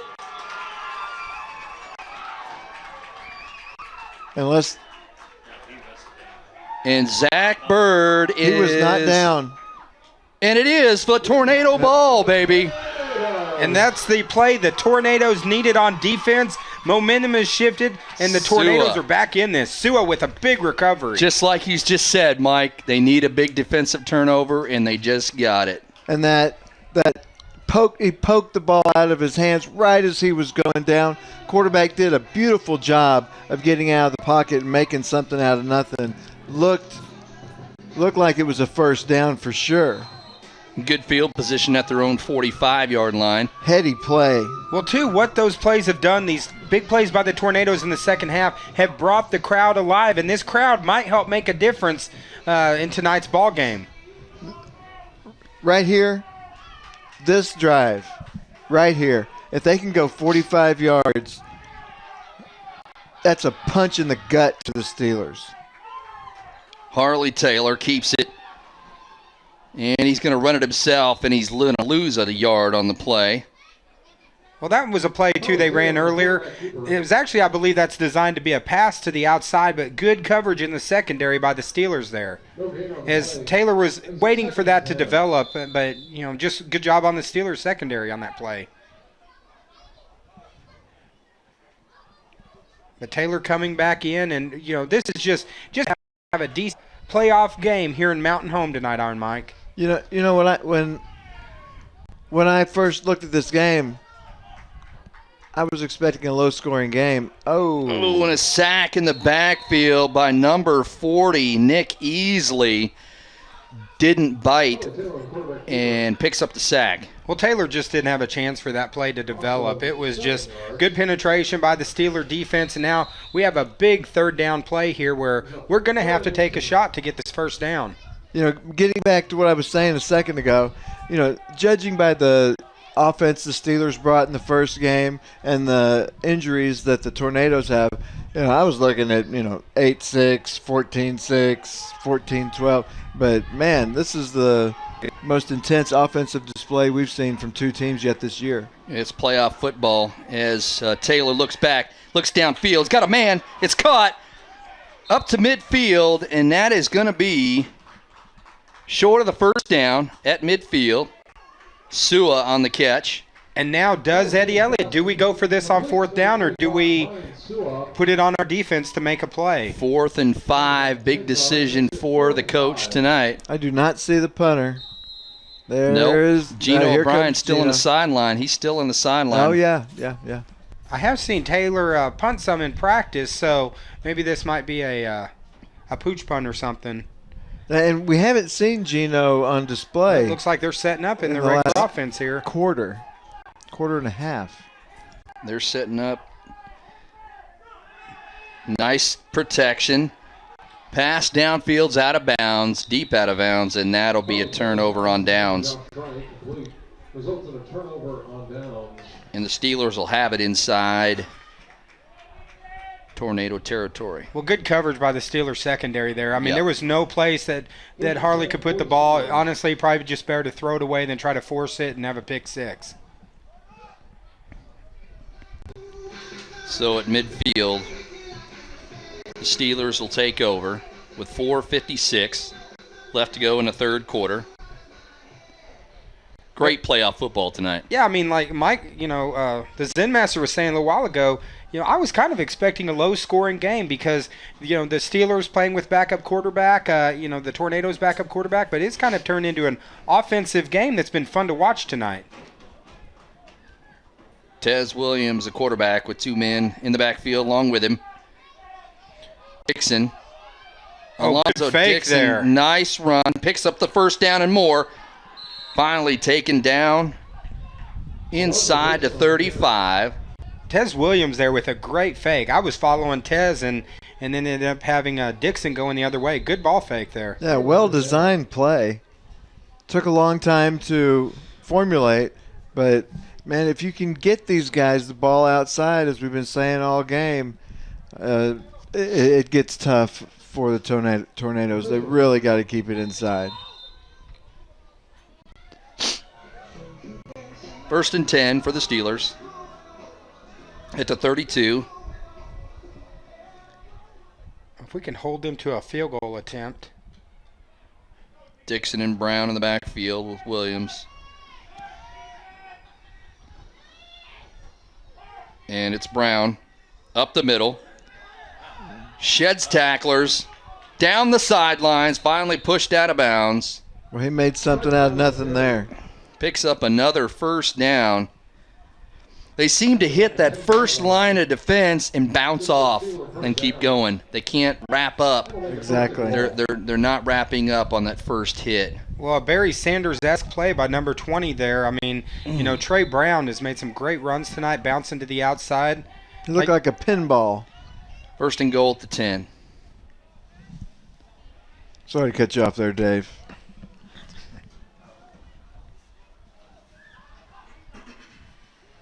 So again, it's time for the D to stiffen up.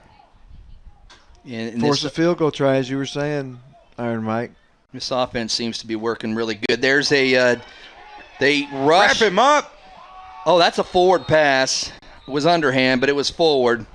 That was a great heads-up play by the quarterback, Tez Williams, because he Athletic was play under by pressure. Tez Williams It there. really was. He has made some athletic plays tonight. I mean, he's had a completely different game than the game he had against us a couple weeks ago, and very poised in the pocket, and a smart play there to save him. They blitzed, and they were in the backfield on him quick, and he knew he couldn't get away, so he just threw it forward, and lucky he came away with an incomplete pass. It's going to bring up second and goal. It saved his team about 7 or 8 yards. Yeah.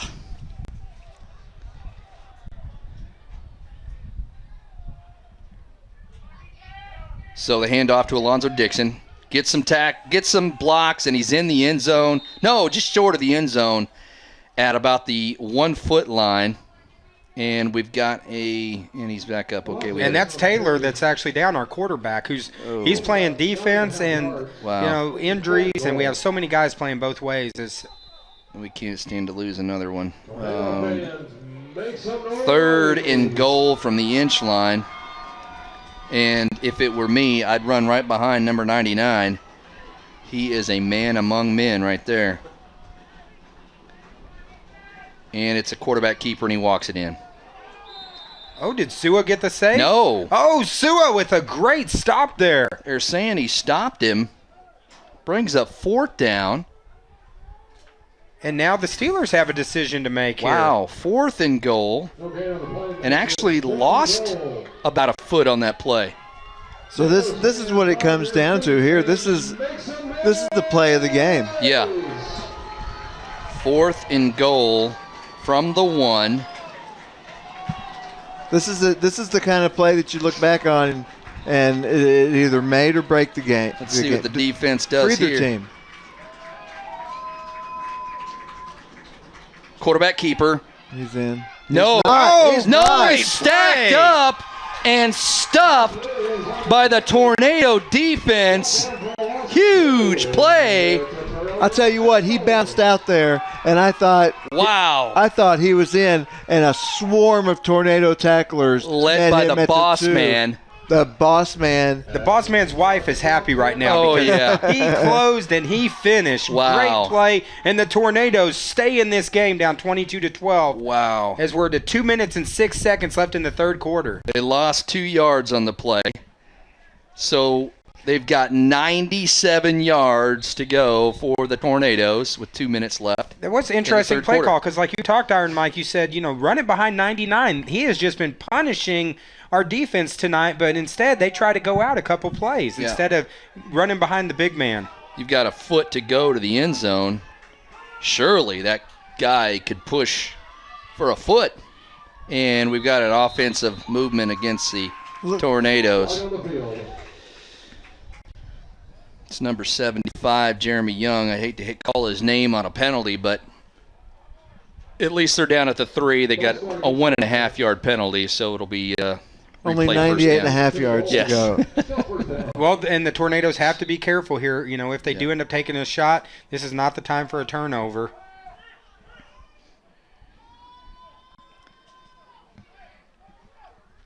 So the Tornadoes set up. First and about 11. They're going to hand off. Oh, and did he get out? Yeah, I think he did. Right at the yard line, or right at the 1 foot line there. On that. That was Gino. On that Steelers 1 foot line call, that's when you need to be able to get underneath the center. It's like saying you get underneath number 9, and you should just be able to lean forward. Right. So it'll bring up second down at about 13 from the 1 inch line. And so the Tornado coaches have a a play in their box for this A one. 99-yard, 11-inch play. Wow. Going out of the shotgun. Quarterback keeper, and he just gets out of the end zone. It'll bring up third down. It's like they're just kind of fighting for some daylight to punt away. Well, and two, if they have to punt, we know O'Brien is still limping on the sidelines right now, and he's their primary punter, so not a whole lot of options here for the Tornadoes. So Harley Taylor probably going to be needing one of those desperation passes. Hey, you throw it so far tonight. You throw it anywhere in Josh Fry's area, he's going to pick it up. Well, Fry's definitely been the playmaker tonight. We need one right here. Need some protection, and that pass is they're calling it a fumble, and it's going to be a safety. The Tornadoes have fallen on top of it in the end zone. It is a safety. At first glance, it looked like a forward pass, but yeah, it was so close. It kind of slipped out of his hands as he was throwing it forward, and hey, 2's better than 6. And we've got a injured man on the Steelers. And we'll put a positive twist on this. It's still a 2-score game, and in all likelihood, the Tornadoes are going to need 2 more touchdowns anyway. Now they get some room. You come out to the 20-yard line. They can punt from there, kick off however they're going to choose to kick it away, and stick the Steelers back a little bit. The Flooring Emporium, Foreman Family Chiropractic, thank you both for being sponsors of the Arkansas Tornadoes. Call Caleb Foreman. Advanced Auto Body. If you get in a wreck because maybe you didn't go to Snead Eye Associates to get your glasses, go to each of those places. And Holy Smokes Barbecue. We talk about it every week. Nachos. Yes, nachos. And also Ozark Custom Homes, another proud sponsor of the Arkansas Tornadoes. And we had some nachos left over from halftime, and David is enjoying some of those from Holy Smokes. Well, I've been eyeing them. I'm going to eat them. I'm not going to be shy. I mean, we can't let food go to waste, especially if it's from Holy Smokes Barbecue. That's right. Matt Wood, been a fantastic sponsor of the Arkansas Tornadoes this year. It's not just your average nachos. It has pulled pork on it. Oh, yeah. So, and big shout out to Matt. He does a great job. They punt it, gets just past midfield, and it'll be at about the 48-yard line where the Steelers will take over up 24-12. Here with 2 seconds left in the third quarter. I think that was an attempt at an onside kick, but of course, O'Brien right now just in a lot of pain. Looks like he was having a hamstring issue earlier in the game. But still, like you said, of course, as the clock runs down, looks like we got 2 seconds in the third quarter, and down 24-12. We're still in this game, 2 scores. We can still come back and win this game. Plenty of time. And that's the end of the third quarter where the Steelers lead the Tornadoes 24-12. We'd like to thank some more of our sponsors. If it wasn't for them, we wouldn't have Arkansas Tornado football. Triple R Bail Bonds. Go see Agent Kaywell at 425-1616. If you get in trouble and you need a bondsman, call Ron. How about Alan Solis at Ultimate Buick and GM? TheUltimateAutoGroup.com. And how about Survival Flight? If you need to contact somebody about survival, contact Survival Flight at survivalflightinc.com. How about K&M Mechanical? Casinger Mechanical, excuse me. Your heating and air conditioning needs, as David said earlier, the weather's starting to heat up. It's time to turn your air conditioners on, and you're going to need some work done. Call Casinger.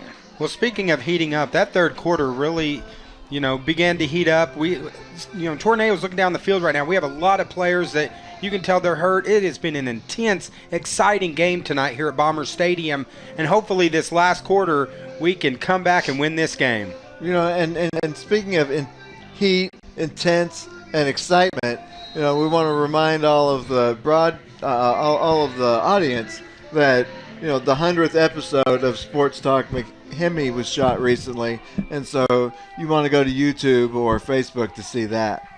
Special guest Don Sharp. Nice little plug there. Of course, we had a Tornado postseason special this week also. That's right. Here's the Steelers. Hand off to A lot of Alonzo room. Dixon. He is a heck of a runner down the outside. Oh, and takes out Coach.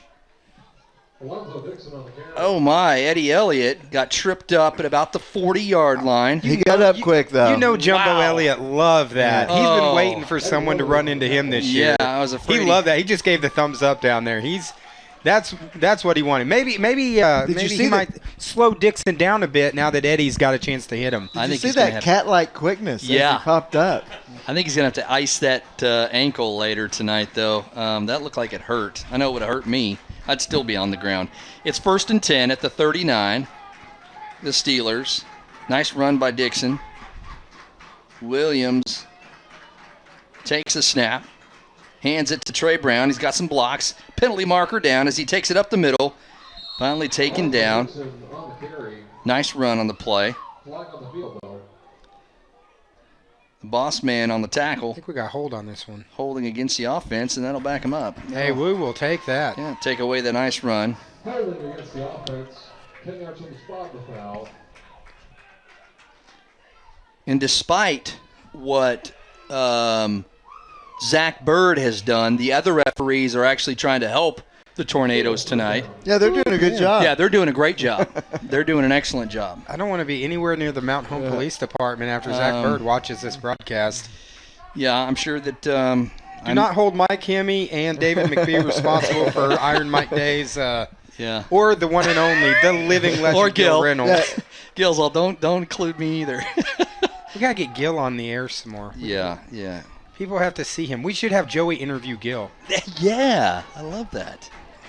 All right, it's 1st and very long. Williams is back with Dixon. Dixon's alone back. And it's going to be a quarterback keeper. Takes it around the outside and doesn't get too far. Maybe back up to midfield. Taylor and Barnes on that play. Great pursuit by Taylor, he's been the Dakota Sutterfield of tonight. He's been everywhere. Defense, offense, he's doing everything he can. Great pursuit there. 2nd down. 2nd and 22. This is what we need right here. And, you know, you're talking about Gil Reynolds. You know, Gil Reynolds, you know what I see, Dave? What do you see? I see another potential guest of Sports Talk is I'm McHenry. telling Wow. you, yeah. Wow. You know Gil Reynolds works out, too. He'll bring the ratings. Yeah, he will. The ladies will watch that night. It will be truly epic. Oh, my. Williams takes the snap up the middle on the quarterback keeper. He's got some blocking downfield. Finally taken out of bounds. But they are just smoothly finding the running lanes, cutting back so easily. Nice little run. Yeah, just he's right close. up the middle, Almost. taking what they're giving him. Looks like Griffin's come out this play. Pivotal 3rd down play here, 3rd and 12 as we get almost to the 10-minute mark. Yeah, the executioner's hurting. He's definitely hurting down there. Tornadoes really need the ball back as soon as possible. 3rd and about 11.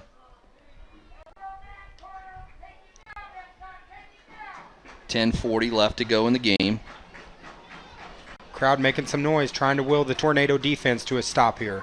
Big 3rd down play. Drops back to pass. Oh, the And he's lane going to up. take off. And he's tripped up. Got a pop there and at the end, too. About 10 yards. Nice gain on the play. Slow to get up. A little Randall Cunningham. Yeah, it did look very Cunningham-esque. Randall Cunningham-esque, yeah. It's going to be about 4th and 2. And it looks like they're There going it to go is. for it here. Here's our most current play of the game. Williams still hurting there. He's not moving moving a little ginger there. 4th and 2. Dixon picks up the first down, and he's still going. Oh, and that's the dagger. And that is in the end zone. The guys never finished the play. They had him wrapped up, and he just never stopped moving his feet. That is key. Never stopped moving his feet and never gave up and found his way to the end zone. And unfortunately, it kind of looks like the injuries that we've been dealing with the last couple of weeks have taken their toll on this Tornado defense. And unfortunately, you know, the Steelers, who have been getting healthier and getting players back, our loss of players, it looks like it's starting to hurt us here as we come down the stretch. But still got a shot. 9:41 left, down 30-12. I mean, it's still not over yet. They're not going to give up. I mean, they're playing their hearts out, and you know, when one guy goes down, the another one's got to step up, and unfortunately, we've just got too many injuries out there. They're going setting up for 2. Williams under center. And whistles blow. Flag on the play. Looks like Flag on the field, delay of game. Too many men in the huddle or something, or too many extra man out there. Well, the Steelers have done their best to keep us in this game with the penalties.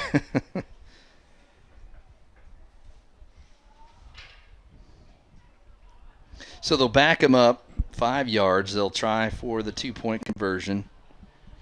And it looks like Brown will be back there with Williams. Williams takes a snap. He passes it. Incomplete. So at 9:41 left to go here in the game, the Steelers lead the Tornadoes 30-12. And, you know, we'll talk about some of our sponsors. I want to start with Annette's Flowers. Brent and Nancy Bloomquist. Visit them at Roses to You at CentryTel.net. You know, they can always help you, you know, if you're needing to get flowers for any occasion. Mother's Day is tomorrow. That's right. Don't forget. Island Concrete and Construction, making your steps closer to paradise. Contact John for a free estimate at 421-7119. And the Arena Sports Bar and Grill, also known as Iron Mike Day's second home. Stop there. They got the best steak in town, and you can watch Hometown TV, all the sports events that are aired there at Arena Sports Grill. And Absolute Tile and Home Improvement.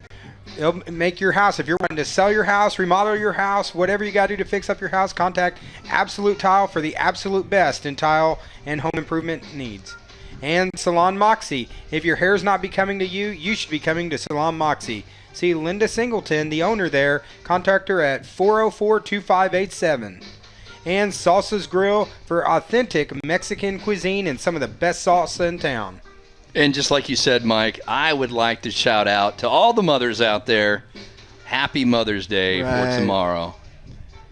And we have so many mothers here tonight and wives that have come to support this team, and, you know, like our own wives too. I think, Iron Mike, your family's out there tonight, and I know ours is watching at home, part of our record-breaking rating evening. I want to throw a shout-out to all them for supporting us, and everyone supporting all the players this year.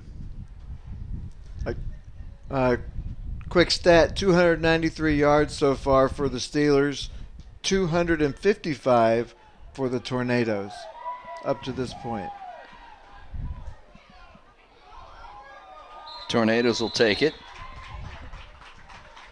And, you know, look at that tackle. What did that defender do? He wrapped up. And I think that's one of the things that we're going to be, they'll be looking back at. We should have wrapped up. You know, anytime you lose the game that you feel like you should have won, there's a bad call that went against you, whatever.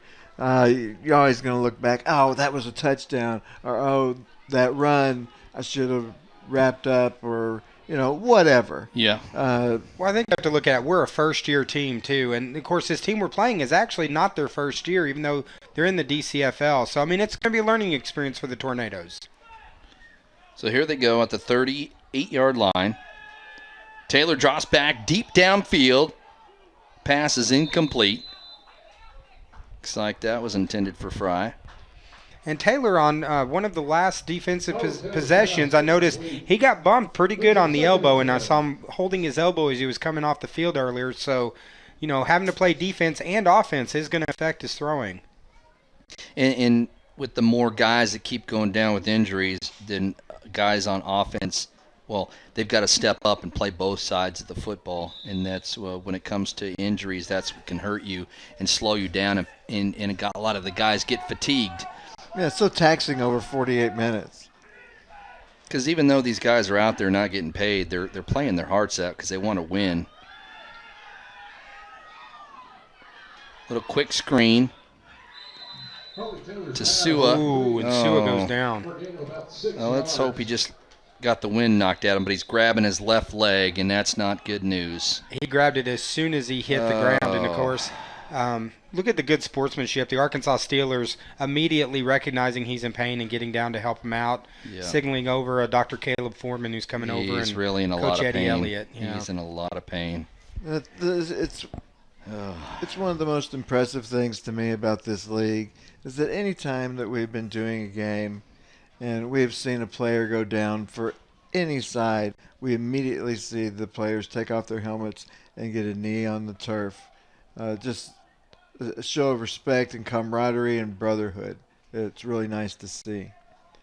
And that's, we've had a couple heated moments, and, it's been an intense ball game tonight, but, everyone supporting each other and helping each other. We always see at the end of the game everyone coming in, and, Sua's been a player who's all year has left it all out on the field, plays as hard as he can till the very last possession, and it's been a privilege to call his games this year, and hopefully it's nothing serious. You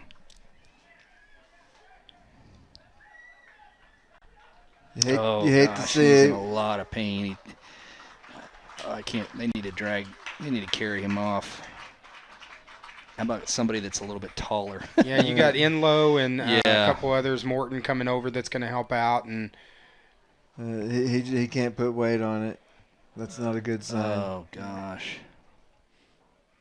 Yeah, there we go. Help him up, guys. Of course, right there, Ronnie Enlow. I mean, he's the heart and soul of the Arkansas Tornado team, and he's going to be one that's going to help carry off a fallen teammate. It does look like they're protecting that knee area. Yeah. Oh, I hate to see that. Unfortunately, Caleb Foreman's just been a busy guy tonight. We've just, the toll of a long season looks like, has finally kind of bit the Arkansas Tornadoes tonight.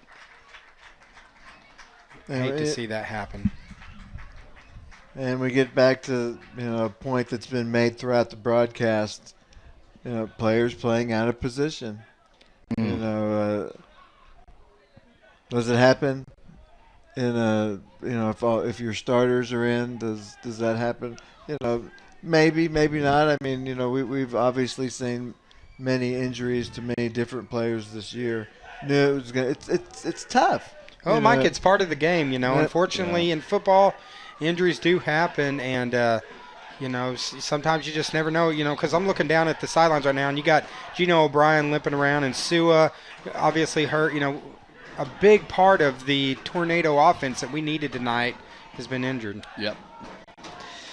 So after that injury timeout, it'll be second and about 4. And look who's in the backfield for the Tornadoes. That's the executioner, just taking the ball on offense, and they've gotten loss of yards on the play, and they've gotten desperate because they're getting another injured defensive player in the game to run the ball. Well, I'll just say, going into this season, there was a lot of people that was, saying things about, semi-pro football coming to Mountain Home, and, a lot of people that, didn't really know what to expect, and, the heart that these players have put into it. It's been a privilege to come out and watch this team, and all the haters and the naysayers, they totally miss out. This is a team that's played with such great heart. It's been a lot of fun. It's been a blast. A lot of fun. And he gets hit hard as Taylor throws the ball downfield. he got hit pretty hard, but he's back up. It's 4th down. But, these are guys that, they work all throughout the week. I mean, you think about it. If they get hurt in one of these games, if their job is to maybe hammer nails and they end up, getting hurt in these games, that can affect their livelihood. Yeah. And they're all laying it out here on the field for this entire season. And, I could say I'm proud to be a part of the Tornado family. And, we hate to see the injuries coming like it is, but, everyone's all supporting each other and being a family, helping each other out. Yeah, we have it easy up here. We're not gonna blow out our thing up here. The worst thing that's going to happen to us is get indigestion. Yeah. But I mean, you got to respect these guys so much. I mean, all this, I heard a lot of haters talking about the team before the season, like semi-pro football team. These guys are going to get injured all the time, all that kind of stuff. I mean, these guys have laid it out on the line and they've sacrificed themselves. Lots of respect for these guys. There it is, Dave. Well, speaking of, you hear the music coming in. This is the theme song for the #1 podcast in not just Gassville, Arkansas, but North Central Arkansas. The one and only Sports Talk is McKimmie. Yeah, this is our theme song. Check us out on Facebook, YouTube. Type in Sports Talk is McKimmie podcast show. Check us out. But it's been a blast. I'll tell you, I've had such a blast doing this with Iron Mike Day as we come down to the last 6 minutes. It's just been it's still been a great season, even though, right now it's looking like the playoff game might not turn out how we like, but it's been quite a inaugural season for the Arkansas Tornadoes. It's been a huge pleasure for me to be in the presence of the McKimmie group. Likewise. Because, I didn't know what to expect coming into the season, and it's been fun, a lot of fun. You guys have made it very entertaining, and I can't wait till next year. Yeah, it's been a blast. Of course, we had the Sports Talk is McKimmie thing going on, and that brings up who's another obvious guest. I'd love to be a special guest on the show. We got to have Iron Mike. We got to have Iron Mike. Yes, we have got to have Iron Mike. But what a season this has been. It's been great to be a part of this. I'd love to see the Tornadoes. Let's finish on a positive note and get one on the board here. There you go. Harley Taylor drops back. Got some protection this time. Deep downfield, and it's almost intercepted. In and out of the hands of number 13, Lorenzo Dixon. Barnes with a nice tackle there to save an interception. He had to go from offensive to defensive player on that play. And to that save was play. 4th down, so they'll turn the ball over on downs. Probably would have been better off if you would have intercepted that. As Mike is picking through the nachos from Holy Smokes Barbecue. Oh, yeah. They're pretty sparse Get in there and get that meat. And I got to throw a shout out real quick to Joey Football. We were talking about us up here in the booth. Having Joey Football on the field with the interviews that he's had is fantastic. I know he's probably going to get a couple more to finish out the season. And, of course, the living legend himself, the one and only future guest on Sports Talk is McKimmie, the one and only Gil Reynolds. Gil. And then DJPeace.net, man. I mean, without DJ Peace and Eddie Elliott, this doesn't happen. Yep. And hopefully at some point maybe we can get figure out exactly what happened to Sua down there. Looks like they have him sitting up now, so I bet Joey will find out for us. I don't see Joey. Is Joey? Joey might have ended up over at Holy Smokes Barbecue and getting some snacks. Yeah, he might be. Joey likes his meat snacks. Wow. We actually invented that term. Meat snack. Yeah. Well, in last year in Eureka Springs. I'm trying to get that chip out. They've softened up quite a bit. Yeah, it's completely fallen apart on me. So Williams takes the snap, hands it to Trey Brown. Now, and that Brown, he's cut. got some quickness. Yeah. They've got a lot of players who can bounce it out, who can make nice little cutbacks in the lane and find new lanes. They really have a lot of Well, talent. Trey Brown runs with a lot of balance. You notice he just stays great and balanced in his run. He's able to make those cuts. Just great footwork tonight. And you got to give credit to the Steeler offensive line. They've given him some space tonight to the outside. And I don't mean to beat a dead horse, but did Zach Bird just throw a penalty against the Steelers? Yeah, that's wow. what it looked like. Wow. Amazing.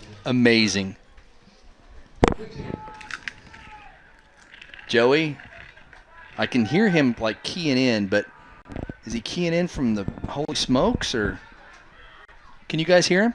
I mean, I think that was actually me. Chewing chips. Oh, okay. Sorry, we have. I heard what you heard, yeah, Mike. we have Lay's. Oh, we got. there's Joey. Where did Joey go? Hello.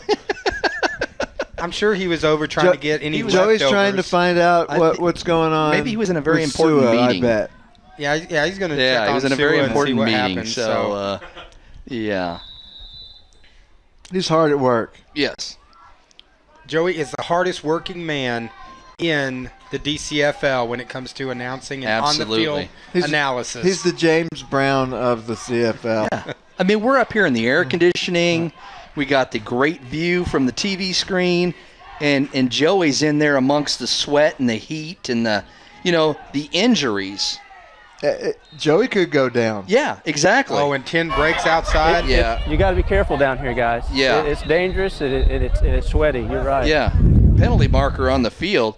Yeah, I mean, you saw Coach Eddie go down. That could have very well been Joey football. And what would we do without Joey football? Well, Joey would sacrifice himself for the team. If they were coming, over there, I know he would throw himself in front as a human shield if he had to. Yeah.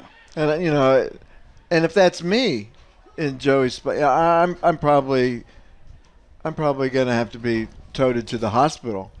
Well, Mike, you're nonviolent though. I mean, would you just stand there and let them run over you? I probably would, but you wouldn't try to fight back on it, make the tackle. Joey, obviously, Sua is in a lot of pain and probably won't be able to talk to him directly, but maybe to somebody else who is down there. We'll try to do that, but I just want to say we need to give it up for Sua. He's had a great season, great ball player. I know I've enjoyed watching him. I hate to see he's injured. We'll try to find out a little bit here what maybe has happened. There you go. You got thumbs up from Sua. He's letting you know he's going to be all right. We'll be back in a minute, guys. Maybe get to talk to Doc, see what's happened. Thanks, Joey. And I think we have the theme of Jeopardy playing right now. I'm not sure what's happening. Well, I'm sure Zach Bird was involved in that whole scenario. He is talking to Eddie Elliott delaying right now. the game. I don't know. Probably wanted to take another touchdown away or something. They're marching it back. Well, that was a pivotal play. If we go back to the end of the second half, that's a play that if it's a score could change the ball game right now. Exactly. It could have been 22-20 going in. No, it was maybe after because we came out and scored that touchdown. We came out and scored. It could be 22-20 at that time, but we'll just. Football is a game of inches, and it came down. I mean, it was a close play, and the Tornadoes did show up. They've played hard tonight. They've showed their heart. Absolutely. And that's one thing you can never accuse them of not having is a huge heart. They always come out and fight. Even in the beginnings, even those first couple games. Well, they follow their leader, Eddie Elliott. He has such a big heart. He's involved in so much in the community. And then DJ Peace, check him out on djpeace.net. DJ Peace, all the work that he's put into this team along with Eddie Elliott. I mean, it's just been such a great first year. Somebody's car alarm is going off. So 5:01 left here to go in the game. And whoa. Well, the offensive wide receiver just took off down the sideline. It's like Jerry Seinfeld on the episode where he had to run his friend again and the car backfired. Yeah, look, it's Todd. Todd is back. Todd has made an appearance. All right, let's give him credit. Todd is Chris Johnson. Chris Johnson. That is one of the most epic offsides I've ever seen. Yeah, it was. He was in a hurry down the field. He was seeing the end zone there. Yeah, he was.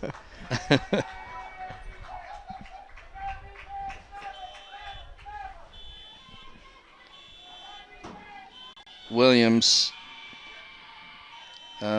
takes a snap on the third, and he just waits for that opening. Wow, and they just opened up a huge hole, and he's finally tripped up inside the 35 at about the 33, close to a first down. I've just been amazed tonight. The Arkansas Steelers just look like a completely different team. I mean, we saw an offense the other day that I was very critical of in that game. They were changing quarterbacks, had problems just snapping the ball to the quarterback, had no offense at all. And tonight they look like a team that might be able to win a DCFL championship next week in the championship game. Oh, yeah, if they can stay healthy, man, they've got a lot of speed, a lot of talent, and keep that offensive line healthy. And they got some potential. 4th and about 2. And quarterback keeper up the middle. He's got the first down and more. Finally dragged down to about the 25. And two, having that depth at quarterback. When they lost Prince Williams earlier in the year, I mean, he was an aerial threat for them. I mean, he was really throwing the ball well. Losing him, I mean, it's similar to kind of like what happened with us. It takes a couple games when you lose a quarterback, and it seems like, their quarterback, Tez Williams, has really stepped his game up come playoff time. He's shown a lot of patience in the backfield. Right then, on the play before that last one, just stepping back, waiting for the hole to open, and it's happened. Well, didn't expect that one.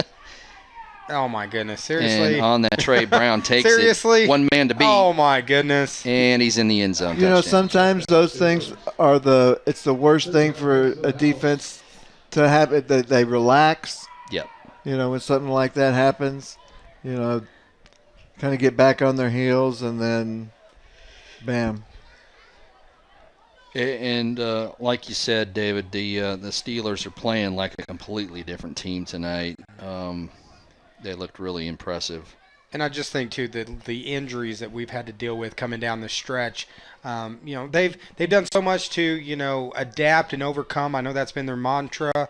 It just seemed like tonight the injuries just finally became a little too much for the Tornadoes to overcome. But what a spectacular first season for the Arkansas Tornadoes. They've made the entire area of Mountain Home believers in this football program. And I got to tell you, we're going to be excited to come back and do this again next year. Absolutely. I think we'll we get some of those key guys back and healthy, and maybe this excitement of being in Mountain Home and this team will generate some excitement to try to join the team and maybe get some new players to come out and play for the Tornadoes. Maybe in the off season, Eddie can and Bob Van Haren could do some recruiting and get some more players in here. Well, and there's been so many sponsors and businesses that have come out, so many people that have attended the games, and Coach Britt looked like he got blocked. Yep. Because he is actually one of their coaches. I was able to confirm that. He is one of their coaches. Nice. He's not Coach Tommy Britt out of Yellville, but Kenny Britt with the miss there keeps it 36-12. And Eddie Elliott still trying to keep the guys pumped up. Very proud of his team. Well, they have a lot to be proud of. A first-year franchise, hosting a playoff game. This is not going to turn out the way that they had hoped. I think 3 weeks ago, before they played the Steelers even, with Felicia, with Sutterfield, we might be looking at a totally different game, especially, the call at the end of the first half. But those things happen in sports. Yeah. And so, unfortunately, it looks like we're down to about 3 minutes and 31 seconds left in the 2016 Tornado season. Yeah. But, what a fun ride. And Bubba Taylor, got to compliment him. He came out and he played great. He had a week to prepare for this game with the injury to Sutterfield, and very admirable performance tonight. And, two, I think that gives you more options next year. Having this experience playing a playoff game as quarterback is only going to help if they run into that situation again. Yep. And I think the sponsorship will probably double next year with the success that we've had this year with these sponsors and a nice crowd out here tonight and the backing of the community. I think is only going to be greater. Guys, I hope you're getting it down on the field with Broyles. He is getting down, number 52. I hope you're getting that on film. Unfortunately, we got it on the field, but Yeah. we didn't get to see that. But everyone's having a fun time tonight, and it's been a good season. So, no matter what the score ends up being tonight.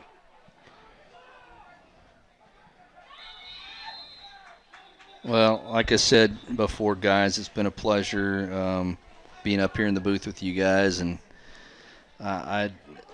it's nowhere I'd rather be, I think, on a Saturday night, really. Well, and I'll mention something. You mentioned community just a little while ago, talking about the community coming out. The Tornadoes, actually, a week and a half ago, they helped assist in the Feed the Pack fundraiser that was done for the local backpack programs. They helped get out and raise over $19,000 to help the backpack programs, over 95,000 meals, and they've done several different community events like that, whether, they were outstanding in the rain that day. It was raining and lightning. They were standing out, getting donations. And, they've done what they can to help the community. Hopefully next year the community continues to come out and supports the Tornadoes even more. Guys, Amen. I don't know what's fixing to happen, but Coach is saying, watch this, watch this. I don't know what's fixing to happen. Almost an interception. Well, yeah. I don't think he was thinking about an interception when he said watch this, but that was close. We've got 2:58 left to go in the game. Now they're having a little fun out there on the field and to finish out this year.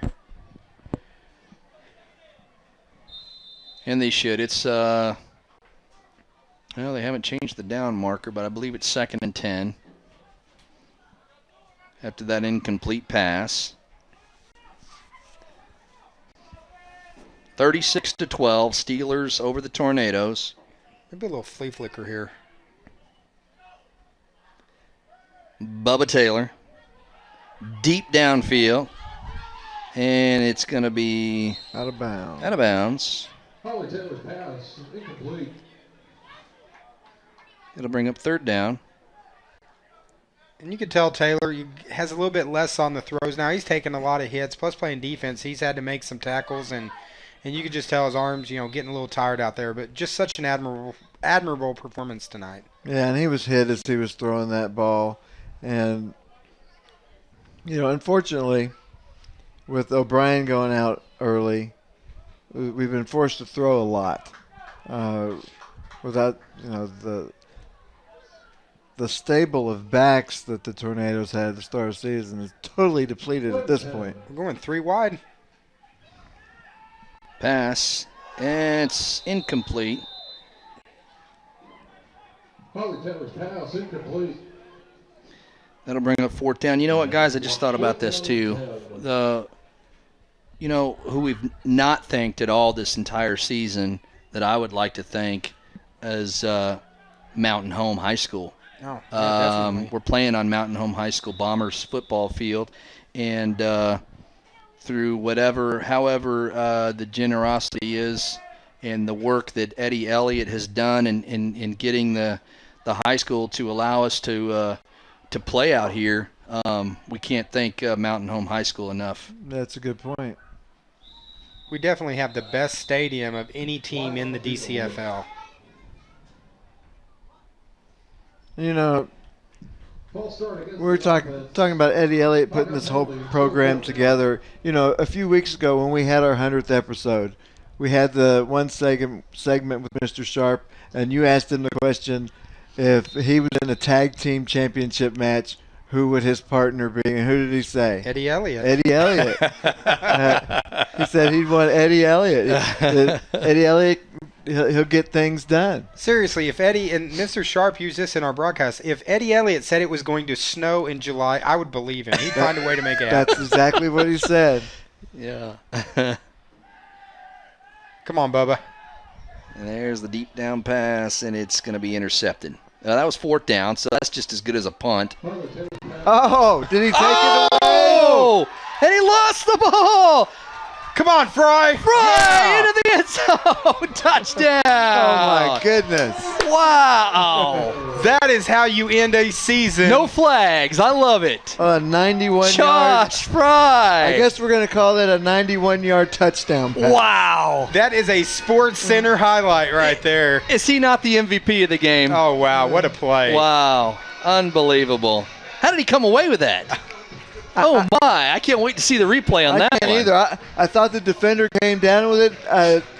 I guess Wow. he never had possession of it, but what a fun play. Well, seriously, the last play, probably one of the last offensive plays of the season for the Arkansas Tornadoes to go out with a play like that. Fantastic. Couldn't happen to a better group of guys gosh, that was than to awesome. finish out. And this crowd, despite being down 36-18, they're on their feet. They're dancing. It's been a great night in Bomber Stadium. Yeah, that was wonderful. I think we got 52 on the defenses dancing, too. I'll tell you what, that's a nice 91-yard addition to the total yardage. Wow. They're up to 350 yards. Golly. And a lot of that was Josh Fry. Oh, good play there. Oh, he escapes, but We got it's tipped and incomplete. We got 350 yards for the Tornadoes, 351 for the Steelers. Wow. It's just a matter of how they came and when they came. Yeah. That's the difference. Well, great to see that. And you see those guys coming off the field. They're having a little fun now, and they deserve it. This has been a trip for them, that they started over a year ago when they started their initial practices, and to know that they've hosted a DCFL game, and they had a legitimate shot at a DCFL championship without some injuries and some other things. We hung with every team in this league, and, so proud of these guys and so proud to be a part of this organization. Couldn't have said it DJ better. Peace is smiling somewhere Oh, right yeah. now. Well, he's probably on a cruise or laying up on a beach somewhere or Vegas, probably. Vegas, or more than likely he's probably DJing somewhere. And if you need some DJing, That's right. DJPeace.net. Check it out. That's right. Not DJ.net. No. DJPeace.net. DJPeace.net. Oh, wow. I've had that written up in my room practicing to make sure I don't say DJ.net. And I'm going to give a shout out. We're not going to be able to go through them all, but we got to thank all of the sponsors, all the ones that we've read throughout the year. Thanks so much.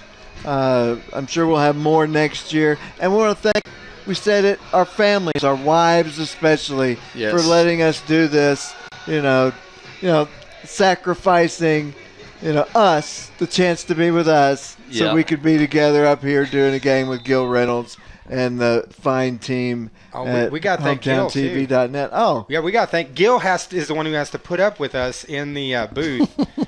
And he directs us. That was taken by an up man, number 72, and if Eric Moore. If you have never heard Gil's Harry Carey impersonation, you really need it. Joey, what do you got for us? Guys, before we get out, I wanted to get Dr. Foreman down here to tell us about Sua and what's happened to Sua. Doc? I'm pretty sure he tore his MCL. The orthopedic test for that was positive, and it's really swollen in that area. So we're going to send him to a specialist and have him get an MRI and get that checked out. Well, all of us here, we wish him the best, and we'll be praying for him. Thanks. Thank you, Doc. Well, thank There you, you go, Joey. Hey, great perspective from Dr. Caleb Foreman. We're so glad that he's down there on the field with the Tornadoes. Bad news for Sua. I hate to hear that. And Foreman's covered both sides of the field all year. A lot of these teams have not brought their own doctor. I mean, he's had to do double duty a lot of nights. And you hate to hear that, And whether it's a break or of a bone or a torn ligament or damage to cartilage. We know with that particular injury, it's gonna take months to get over. Several months. We just hope him the best and hope he can rehab and get out here next year. That's the first carry for Trey Rayner. We called his name a lot in the last game. We have not seen. I don't think we've seen him on offense tonight. And he's in there now as the quarterback, giving Tez Williams a a final break with less than a minute left to go here in the game. I think it'd be safe to say Tez Williams has taken over the starting quarterback position for the Steelers. He's done really, really well. And they're calling that incomplete, or? Oh. They're saying that it was a fumble recovered. Let's take another shot. By the Tornadoes. Wow. It kind of looked like a forward pass. His hand went forward, but it looked like the ball came fluttering out to the right. Or hey, we'll take it. Yeah, why not? Let's see another punch in here. Let's get another score here. Let's pad those offensive numbers. This record-breaking offensive evening for the Tornadoes yard-wise. 700 yards of total offense by these two teams. Yeah, I think when we did our score prediction on our show, I think I did 20-14. You were 14-12. Yeah. We're like, it's going to be a defensive battle. Instead, this has just been – I feel like I'm watching the Andre Ware Houston teams in the early 90s when they're getting 1,000 yards of offense. But I'm sure Eddie said it was going to be like 35-19. You know, his Actually, I didn't get his prediction on this one. And that's probably – what in the world is going on over there? I don't know. That's making me hurt. Ouch. Oh, we're looking on the sidelines, Gil. There's someone laying back doing I don't know what she was doing, but I thought, oh my gosh, it looks like it hurt. She does it again. That's gonna hurt, man. That's making my hamstrings hurt just watching. Yeah, ouch. So the Tornadoes will have it. It looked like she was doing it on purpose. Yeah. 30 seconds left to go in the game. Enough time to take a shot. Harley. Going deep. And it's intercepted. Jamal Mosby on the interception. He pitches it back to Travis Royal, who takes it out of bounds. And the Steelers will have it with 10 seconds left to go in the game. And we got two Tornadoes down on that play. No, we don't want to see another injury. Oh, no, we got two down. Oh, Jiminy Christmas. Okay, one's getting up. That's good. 52 seconds. 52 seconds. Broyles 10 seconds left. Couldn't see who that was on the far side.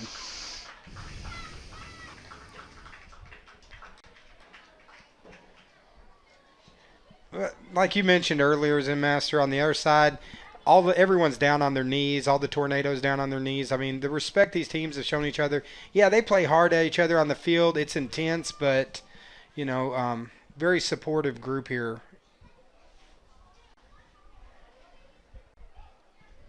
Hopefully he just got the wind knocked out of him. Looks like he's just kind of catching his breath, so to speak. And, well. I think that's Fry, actually. Is it? It's number 84, Fry. Oh. Who, like you said, has probably been the player of the game tonight with all his fantastic catches and runnings and touchdown that he should have had. I know, that's water under the bridge. I got to drop it. I got to forgive. We still I'm have not going to forget it. We have to mend the rift. Yeah. Oh, there's no mending. Oh. I'm getting sore just watching all these injuries. I'm having sympathy pains. But I'm looking down the sideline right now, and I see Joey Football and his son, down there. They're enjoying that. To me, that's what the Arkansas Tornadoes is about. It's about families coming out together, watching some football, spending time like this together, and just so grateful to have this organization come to the Mountain Home area as Fry's up. And Caleb hasn't missed the game. No, he's been here for every one of them. Well, that's good to see right there. Definitely don't want to see an injury in the last 10 seconds of the season. Can we just down the ball and call it a great season of Tornado football and keep the rest of the players injury-free? Yeah. Tell you what, it's been a ride this year. It has.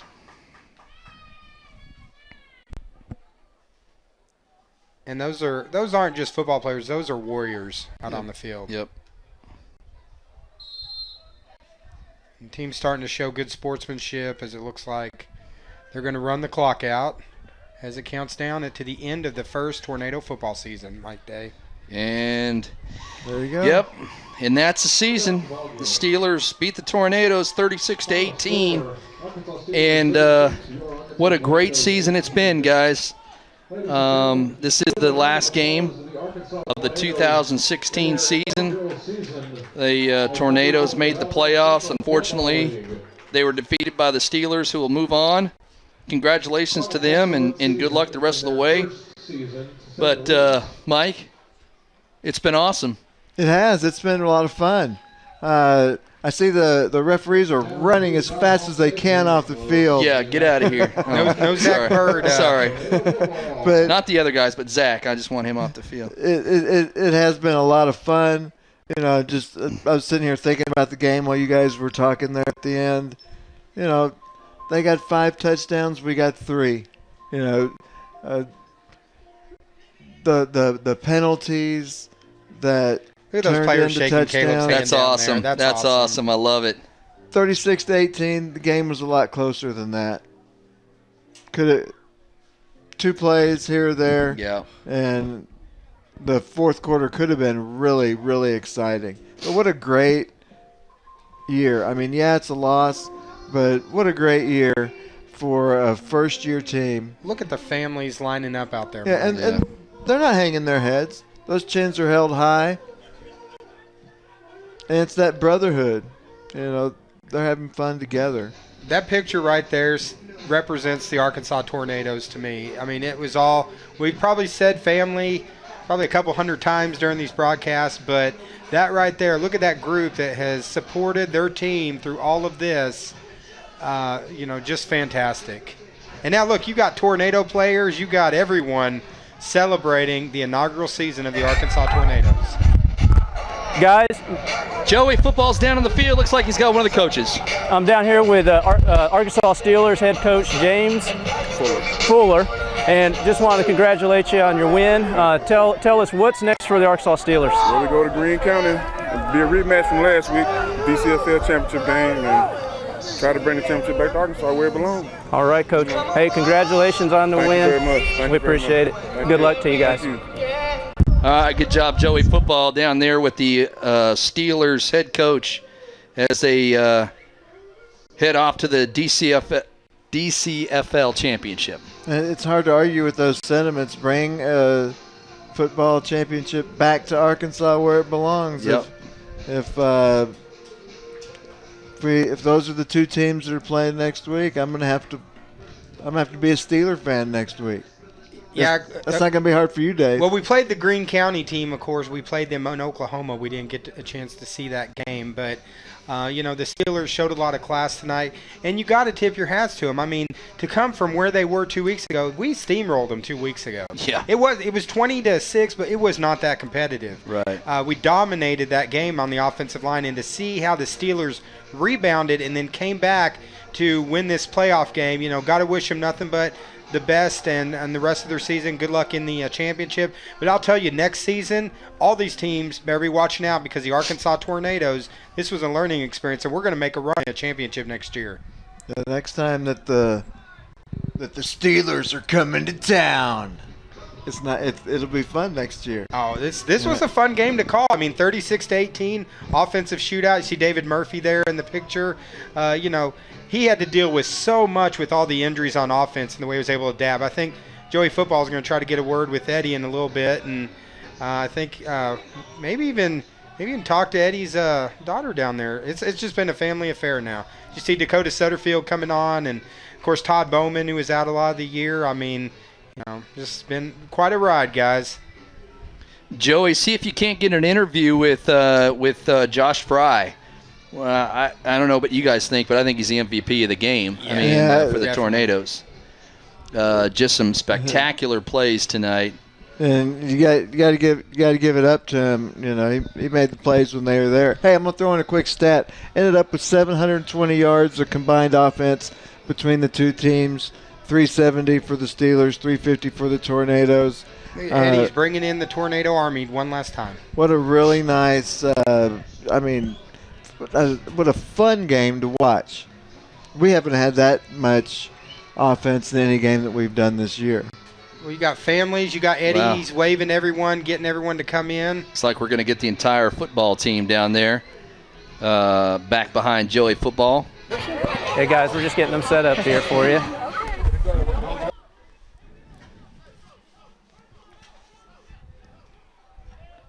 What a ride, guys. It's been awesome. I can't hear anything.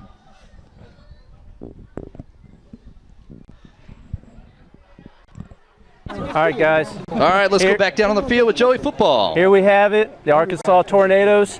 It's a great season. I know I've enjoyed it. It's been a lot of fun. It's been a blast watching you guys. My hats are off to all of you guys. You guys have done an amazing job. You've played hard. I've seen you out here. You've given it all, and that's all the fans can ask. I know the fans, they appreciate everything too. Coach, tell us a little bit about how this year has meant, what it's meant to you. How do you feel? Amazing. Oh, I gotta say. Yeah. Thank you, Hey, this has been awesome, man. This group of guys here, man, they work harder than anybody, and I couldn't be more proud to stand next to them and say I'm a Tornado. And this is a season I'll cherish for the rest of my life. And I can tell you that as far as heart goes, there's no other team in the DCFL that I believe that has as much heart as our team. And glad to stand side by side with them on the sidelines the whole year. All right. There you have it, guys. And as you see behind us, we have the family.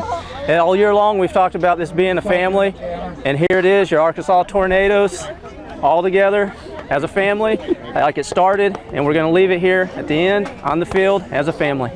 Good job. Great job, Joey football. Excellent. And once again, I just want to say thank you guys for letting me be a part of this. Gil Reynolds, Mike Hemme, David McBee, awesome. It's been fun, man. It's fun, been great. man. It's been a It's blast. been a blast. Come on in here, Mike. I mean, just, make sure you get your. You know, now we have a Dave sandwich. I got that Or Mike that sandwich. score thing right there gets in my head sometimes. and we got to get Gil in here, of Get course. that. Come on, Gil. You know, Here's the guy that we've been that's talking right. about. That. See, the ladies just started tuning in. Look at our ratings. It just shot the up. ratings shot up. You know, as soon as Gil stepped in here. But it's been a great season. I wouldn't have missed this for the world. I'm so glad that you guys let me be a part of it. So. It's been fun. It's Thanks, awesome. Gil, for all the hard work, for asking us to do this, for letting us be part of this. It's great to meet Mike Day, my fellow umpire. That's right. And, of course, my buddy Dave here and my neighbor. Yeah. Glad you cut your grass. Finally. It was getting pretty long there. But, a lot of fun. Thanks, everybody, for tuning in. We really appreciate your support for the Arkansas Tornadoes. We really appreciate having the best on-field reporter that I know, Joey Shaw. What a great perspective he brought. Oh yeah. And thanks for Gil made that happen. Yeah. I don't know what else to say except for we'll see you in 2017. I mean, I hope we all get to come back and the Tornadoes continue on and being a part of Mountain Home. So. DCFL in 2017 better watch out because there's going to be a lot of tornado warnings because we're getting ready to run wild. That's right. Guys, before I let you go, I think we got Joey football with a couple more guys. Before I let you go, I just had to get these two guys before they've left the field. Two Warriors tonight out here. Two of your Tornadoes. We've got Fry down here. We've seen some of the things he's done on the field tonight. We want to congratulate you. The guy's been saying up in the booth, I believe they're saying MVP. MVP. Yep. I think there's our two MVPs. Yeah, they might be co-MVPs. Anything you'd like to say to the fans? I know I would not do it any other guys. This is my team. This sucks, you guys. You guys, you left it all out in the field. We appreciate you. Yes, sir. Couldn't do it without my teammates. All right. There's not a damn person out here. Now, how's it feel for you tonight, leaving? It's been sure emotional. Been a great year. You've done awesome this evening. It feels all right. I mean, we've been better with the win, but I mean, I'm glad that we did it with people we did, and I feel real confident about next year, us coming in stronger and stuff, and especially for most of us, 80% of the team more than likely being first-year players and being a first-year team together. So I think it's going to turn out a lot better next year. Well, we've enjoyed watching you, and we hope to be back next year with you. Thank you. Yes, thank you. Joey Shaw, great perspective down on the field. And guys, that's raw emotion right there. Those guys, the coaches, the players, that's how much they love being out here and being a part of a family like this. It's unbelievable. The guys play like this. They, once again, folks, they don't make any money doing this. They do this for the love of the game, the love of the sport, the love of the family, and it's just been awesome. Just awesome. It's been awesome. It's like the raw emotion. Yeah. We saw it from Coach Elliott. We see it from the players there. This is a passion for them. I mean, the brotherhood. That's not something that we're making up. The family. That's not something that we're making up. It's real. Yeah. And you can see it. You can hear it in their voices. You can see it in their faces. Yeah. Well, I think Eddie Elliott, Bob Van Haren, thank you for bringing this. It's been quite a ride. Thank you very much. So, with the final word, I will say for Joey Shaw, a.k.a. Joey Football, Mike Hemme, David McBee, Gil Reynolds, the man, I'm Mike Day. We'll see you in 2017. See you next year.